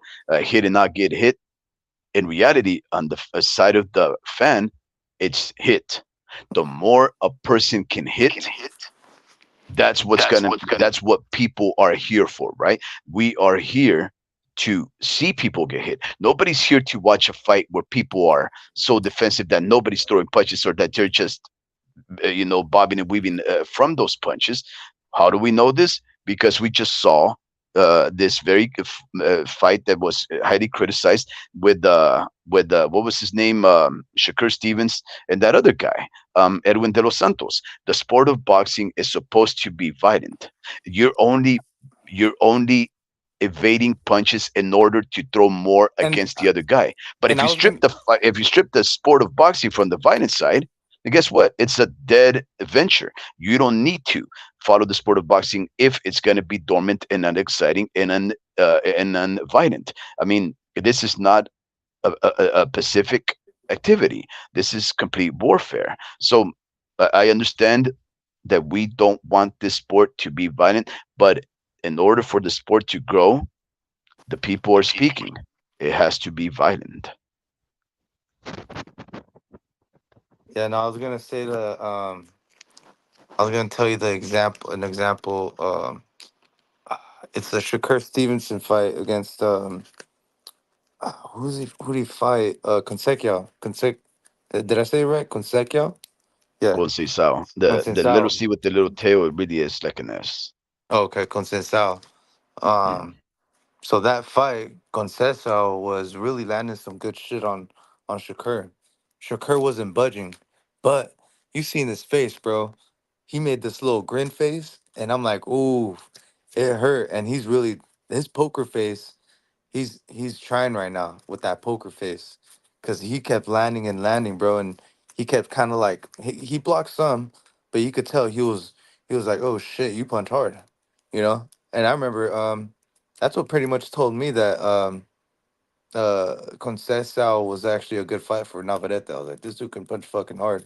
It's mm. gonna be hard to get a poker face going after he punches you that hard, you know. So um, yeah, that's what it's really all about. And I seen the little cracks in his game, in that Conceição game, fight. I mean, um, by the way his face was, like his facial expression, like you could just tell, man. Like when he's confident, you just got to compare it when he's fully confident and when he's kind of aware.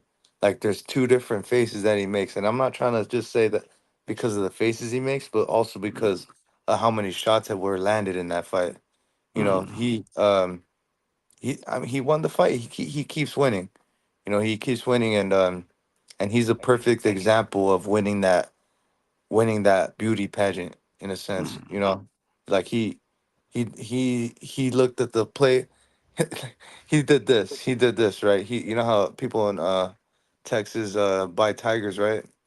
Like these Mm. motherfuckers, What? these dudes not him, but these dudes bought tigers. They looked in the law book and said they didn't say that you can't buy a tiger. So they all bought tigers. That's what Shakur did. He goes, he didn't say that you couldn't. I mean, he didn't say you can do this. He's trying to like pull a game out of Floyd's book. And it's it's either in its infancy right now, as far as his career turning into Mm. Floyd's. It's either in its infancy, or it's gonna go downhill, because he just said he was gonna retire. So I think Shakur's that perfect example of, hey, I did enough to win the fight in all technicality. So You know yeah, what? that's Now that's a good segue for the next following things that I want to address and talk about before we end the live. Now that you're talking about Shakur Stevens, who is likely, I'm not too sure you've noticed, but he's been his contract is up. I think after his next fight, and then he's going to be a free agent to be basically providing his services to whoever is his highest bidder. But another one of these guys that is a contract is soon up. Apparently, it turns out to be Keyshawn Davis, who most recently he was interviewed and he was praising the PBC. And it was apparently, according to this writer, Mr. Dan Ambrose, he's a very reliable individual when it comes to reporting the news of boxing and Sports News 24. He states that he hints at future move to the PBC, of course, after top rank contract ends. And apparently, he's quoting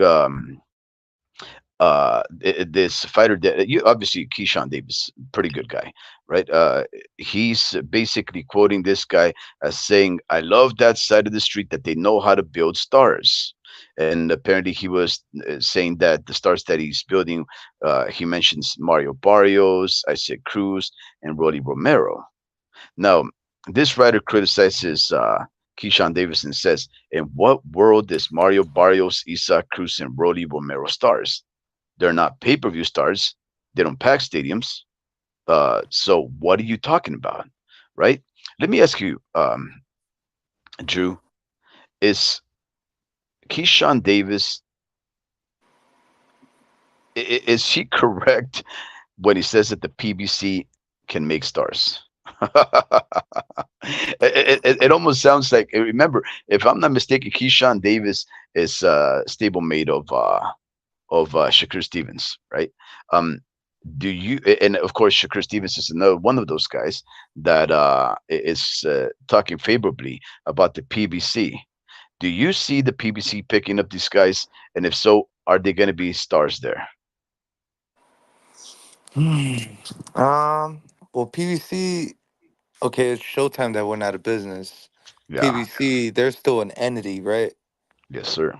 So, and they still have fighters in their roster. Yeah. Um, Now that's not L, right? Yeah, that's pretty No, much L. that is L. So, well, you see, I think if you kiss ass, you get what Mm-hmm. you want. Mm-hmm. When it comes down to dudes like Keith Thurman, bro, he pretty much doing what L wants him to do, Yeah. and he's abiding by it. Um, so I think Keyshawn is right in a sense if you get him on your side, you know, if you do what he tells you to do. I think that's how Mm-hmm. you turned into a pay-per-view star. Yeah. Um, so I mean, yeah, to an extent, but it also depends on who you are. There's also a dude named Andy Cruz, who's got your name in the amateurs about what three, Mm-hmm. four times. So Mm-hmm. I think Al is looking at all that. He wants the top dogs, bro. He knows this shit. He know he doesn't know he knows his business. I heard he doesn't really do too much on the boxing, like X's and O's and stuff like that. But Mm-hmm. he puts his money where his mouth is, and that's what counts, and he invests in the best, and that's what he's been doing. Like he's got Tank, right? So I mean, I don't know. Um, I don't know. It's kind of like an I guess. That's it's an my I answer guess is it's in a my guess. answer is Like, yeah. my answer is I guess. Yeah. That's a good answer. What about this one? This is interesting. So, John Ryder, this is what he had to say about when he compared Canelo, fighting Canelo and Munguia. He states they are two different fighters. Canelo is sensational. He has a very good brain or IQ inside the ring. The big difference I can see is Canelo has more experience, but Munguia hits harder, throws a lot of punches, and has a good chin. If You they said ever fought, it Mungia. would be a. That's what he said. Munguia hits harder, throws a lot of punches, Then and who? has a good chin than Canelo. So let's think about this right quick. He is saying that Munguia hits harder than Canelo. And another thing he says about Munguia is that he throws a lot of punches. So if you're throwing more punches and you hit harder, that sort of proves that that's the reason why he lost to Munguia the way he did. And the reason how he lost to Canelo was the way he did. Because Canelo, he used ring IQ and good brain according to John Ryder, whatever good brain translates to in the ring, besides ring IQ. But he says that Canelo beat him because of that good brain and ring IQ and his experience, but he lost at the hands of Munguia because he hits harder and throws more punches. I would say that that's a reasonable way of looking at that because guess what? Munguia actually did drop John Ryder 4 times, many So more times, and he actually stopped John Ryder. So does that make sense to you, or do you disagree with that, or you think he's just cap? yeah, I mean, in a sense, this is the thing though. I feel like a lot of fighters who lack power, I feel like more than half of them don't have a strong foundation, or they lack that foundation work they're not getting in training or something. And I feel like sometimes you just got to change up your your positioning, And honestly, like I think Munguia has been having this power, bro. I think what it is he's picking his shots a little better, and I think those combinations that he does with Freddie Roach, like I think Freddie Roach really tells him like exactly what to throw, and he's listening, bro. Like he's not doing what he wants to do, like he's doing what Freddie's telling him to do. And I think Munguia is just I think yeah, like yesterday I said yesterday he just leveled up, and I think he's um the same fighter. I just think he's picking the shots better and he's in better shape. Imagine imagine knowing what you're gonna throw in the next round in your head. You're like, all right, I'm gonna throw this and I'm gonna throw that and I'm gonna throw this. If he does that, like imagine thinking like that instead of thinking, um, we'll see what happens. I feel like that was Mungia's like mindset before. Like, we'll see what happens. I'm gonna just go all out. We'll see. Just throw fucking chingazos and we'll see. You know. Yeah. But I think he's actually he's actually utilizing his energy a lot better. He's utilizing his energy a lot smarter. And I think he's on top of that, he got in better shape for this fight. Um, a lot better shape. Just he just looks a lot more ripped, bro. I Really? was He like, damn. does? Wow, I didn't Uh, actually watch the weigh-in actually. yeah, Um, uh, I think he not a lot more ripped, but he looked ripped, bro. Like his abs. I was like, damn, uh, this fool. It's either his diet mm. or something. But Freddie Roach did this. Like he, give him all the props for that. And he looked in really good shape at Wayne's, bro. And I was like really impressed. So I You think know what it what? is he's been this fighter mentally. Yeah. But that's the thing, like it's the little things that you need to get better. And it I think there's with time I think there's a perfect marriage, right, with him and Freddie Roach. But I think it's gonna take like one more or two more fights for him to really get polished up under Freddie, because I don't know how long he's been training under Freddie, but I feel like you need a year with him of having a new set of habits that he's implementing on you, or and Yeah, I just saw the first few pictures of and it wasn't even like he was training. He was just I think Mungia just posted like maybe a month and a half ago. No, maybe like 2 months ago. He says, "Oh, just doing mitts with Freddie." And I was like, "What?" hold on, hey, Like, yeah, what? You're doing mitts with Freddie? Where's Eric Morales? yeah, And here's no, the but that's the thing: thing, Eric and Munguia. Morales was on the top of the ring, Mm, welcoming them. Like I wonder what Eric Morales was thinking. Like, yeah. because he was there. He wasn't at the corner of Well, he still doesn't bring his hands back though. That's the thing I was trying to yeah, say. Like Munguia picks his shots off better. Offensively, he got better. Defensively, he needs to still get better. yeah, You know. true. So yeah, go ahead. No, I was just saying that there was that little check hook or a step back, that he was doing that it was new to him that allowed him to like really like Rick said best, just to look back at the picture after throwing punches and say, okay, what do I analyze instead of just throwing a relentless, unstoppable barrage of punches. He was actually throwing some, looking back, let me see what his reaction is. Let me respond to that reaction. And I think that consideration, that contemplation might, help him out instead of just that almost mindless coming forward droning that Mungia is known for. God bless him, as exciting as he is. But yeah, I just found I found it strange that Eric Morales was on the rope waiting for Munguia to step up and come into the ring, and Freddie was in the corner. I was like, oh, I wonder what he feels like. And then, of course, we saw how good Munguia looked, and then Eric was probably like, "Yep, good fit, good fit." Um, and I Hey, just thought that it was interesting that that John Ryder stated that. hey, Rick is over the top. He's like the most wild one out of all of us on Yeah, this. He's yeah. like, wanna I got he goes, wanna I got another strike. I don't care what I say now. No, I'm Oh just my kidding. goodness. Rick, you're still saying bad words in the live, bro. Relax, yo. Okay, you know what, Drew? Let's just read a couple of these messages because I Go know ahead, go that ahead. we've been very chatty and we pride ourselves that we are a small enough little channel that we can still make time to read our commenters' comments, our listeners' opinions. So let's go back and let's talk about a couple of these things. I'll gloss right through them as quickly as I can, ladies and gentlemen. But we have Because the we were. Mexican Chi. Oh, go They ahead, go ahead, say, go ahead. yeah, the Mexican Chi says, "What's up, gente? Boxing can be brutal. Seeing Richard Colon is another sad story of that."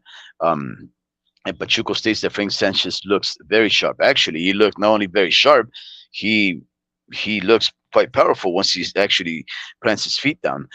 Adam Hurley reminds us that Mr. Ray Ray Boom Mancini, he killed that. I think it was a Thailandese boxer. Maybe it was Vietnamese, but of course, Thailand and Vietnam. I think they're neighbors or something like that.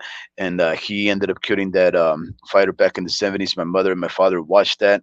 Um, and then Ray Mancini became very close to the mother of that fighter, and he paid for the funeral expenses, if I'm not mistaken. And he ended up becoming family with that Vietnamese or Thailandese family. God bless Mr. Mancini for having endured, knowing that he had killed a man in the ring, and then having to befriend the family of the man that he killed. If I'm not mistaken, that's a tradition in those Asian cultures to, once you've harmed somebody, to try and make amends by becoming part of their, part of who they are or their family. So yeah.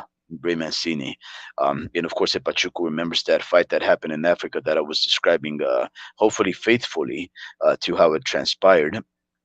And Pachuco, of course, reminds us that it's sometimes the corner has to be the one to stop the fighter. I say that's actually true. Controversial, of course, because the fans can be very critical. But yeah, and of course, Mr. Adam Hurley agrees with Pachuco that that's a valid point. Mr. Antonio Studs reminds us that Richard's Colon story is very sad. He is still alive, still having to live with the consequences, the residual effects of those rabbit punches that he was receiving at the hands of his nemesis. That for whatever reason or another, Drew, that third man in the ring allowed that guy to continue to hit him in the back. And what I would say if I was Cologne, and this is what I will tell you guys, that I will tell my son also, if for whatever reason or another you become off balanced, or maybe the height of your opponent is one that's so much taller than you that you are naturally inclined to bow down so that your head is down there, remember, you can be admonished for having ducked your head down, because it's actually dangerous to your opponent if all of a sudden you raise your head up and he's hovering over you. You can actually hit him dangerously with your head. So try never to bow down in a fight. But if you do and they're hitting you in the back, tackle them, headbutt them, do whatever you can. If they're doing cheap, dirty tactic tricks on you, you have to fight fire with fire. I don't. I'm an individual that don't like to cheat, but I like to play fair and square and eyeball for eyeball if need be. If they're treating you bad, you treat them bad.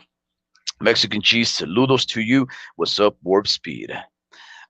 Mexican G states James Tony is hard to understand. Yeah, he's punch drunk, but he just barely had a fight. Maybe about 3 months ago in Jamaica, and he ended up beating his opponent, another legend, if not mistaken, from heavyweight. And James Tony still said that he would fight Canelo, and that Canelo wouldn't be good enough to clean his shoes or something to that effect.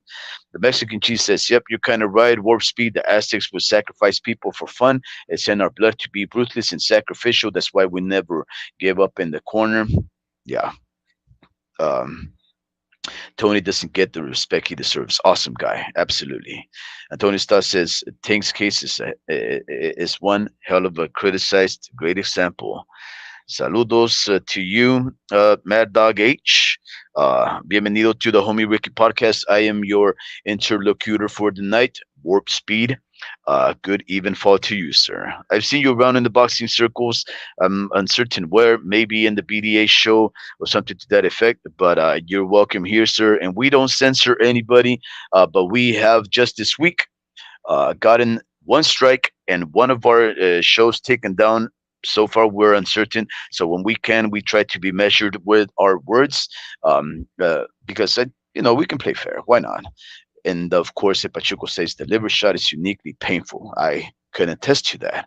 And we are very critical, like Mr. Antonio says. Punch placement is a skill. Mad Dog, absolutely. Uh, let's see what else. El Pachuco states that Drew must have abs of steel just because you don't take body shots, or you take body shots well. I'm not too sure, Drew. Take one from from Tank Davis or Julio Cesar Chavez. You come tell me if you can take punches. Yeah, I think I And require like a middleweight, like you know? middleweight. Yeah, like Yeah, middleweight power. Because there's welterweights that punch like middleweights. There's even lightweights that punch like middleweights. So yeah. it depends who who punches hard. You know. I know the comment that I'm gonna read live, which we're gonna shut it down in a bit. I will get to that Mhm. one right after. Read the ones that you think is gonna be the last one, Drew, and you tell me which one I'm gonna go with. But I'll continue to just read at breakneck speed. Antonio Stott says De Los Santos toasted Shakur, talked about how he calls him Shakira Tweeter's son. Like, damn. In my opinion, then was deserving more of that belt that night. But De Los Santos, I can see why people would give it to him instead of Shakur. Yes, sir. I'm telling you, man, Ryder hit Munguia with several shots right in the button, and Munguia took those shots like nothing. Munguia looks very strong at 168. El Pachuco states Munguia KOs Benavides. Wow. You know what? Wow, Drew.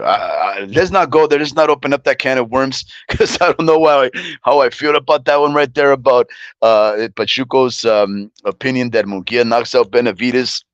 Uh, Mhm. look, let's leave it for another one because I know that one will keep us here for another hour. And I'm a 44-year-old man for another hour and 4 minutes here in the Pacific Standard Time because at midnight I will have turned 45. Yes, sir. Your interlocutor for the night, Warp Speed, will be turning 45 years of age on January the 30th. 2024. El Pachuco states Munguia knocks out Benavides. The homie Ricky says supposed to be Shakur retired. Haha, I hope so. Morales was there for Tijuana. Okay, that makes sense. Yeah. Let me see.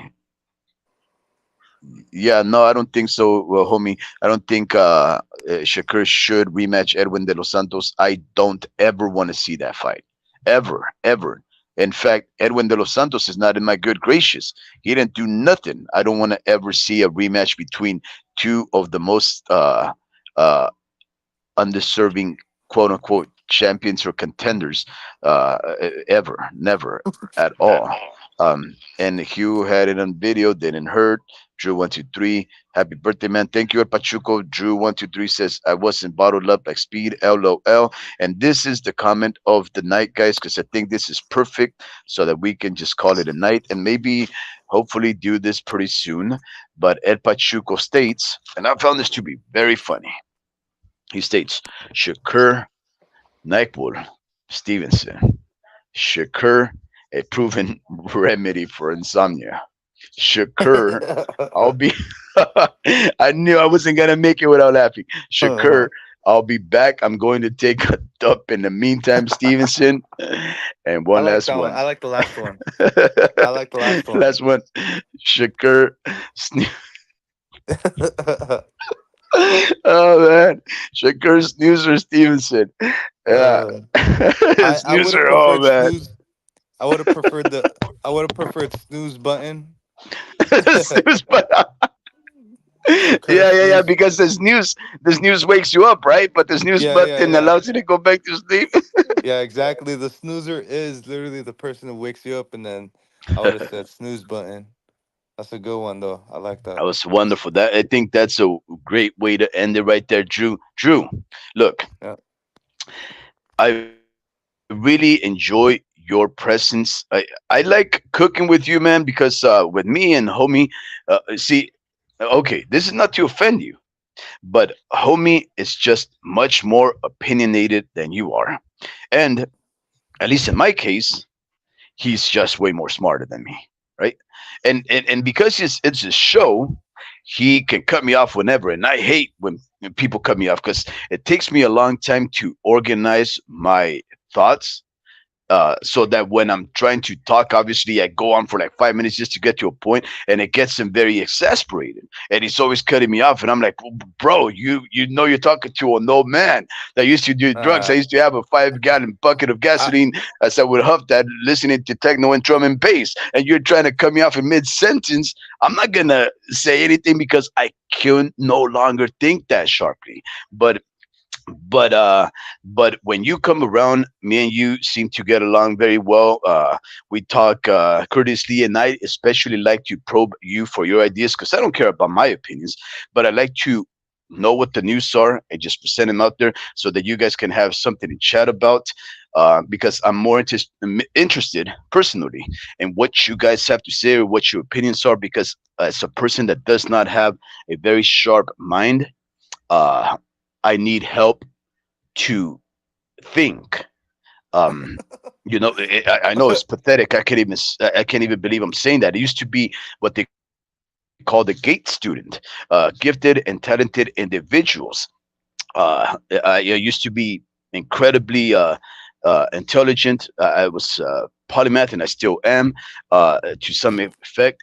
And of course, I know how to read and write and express words. But as far as like as I was before, it's just a whole different person. Ladies and gentlemen, please stay away from drugs. Say no.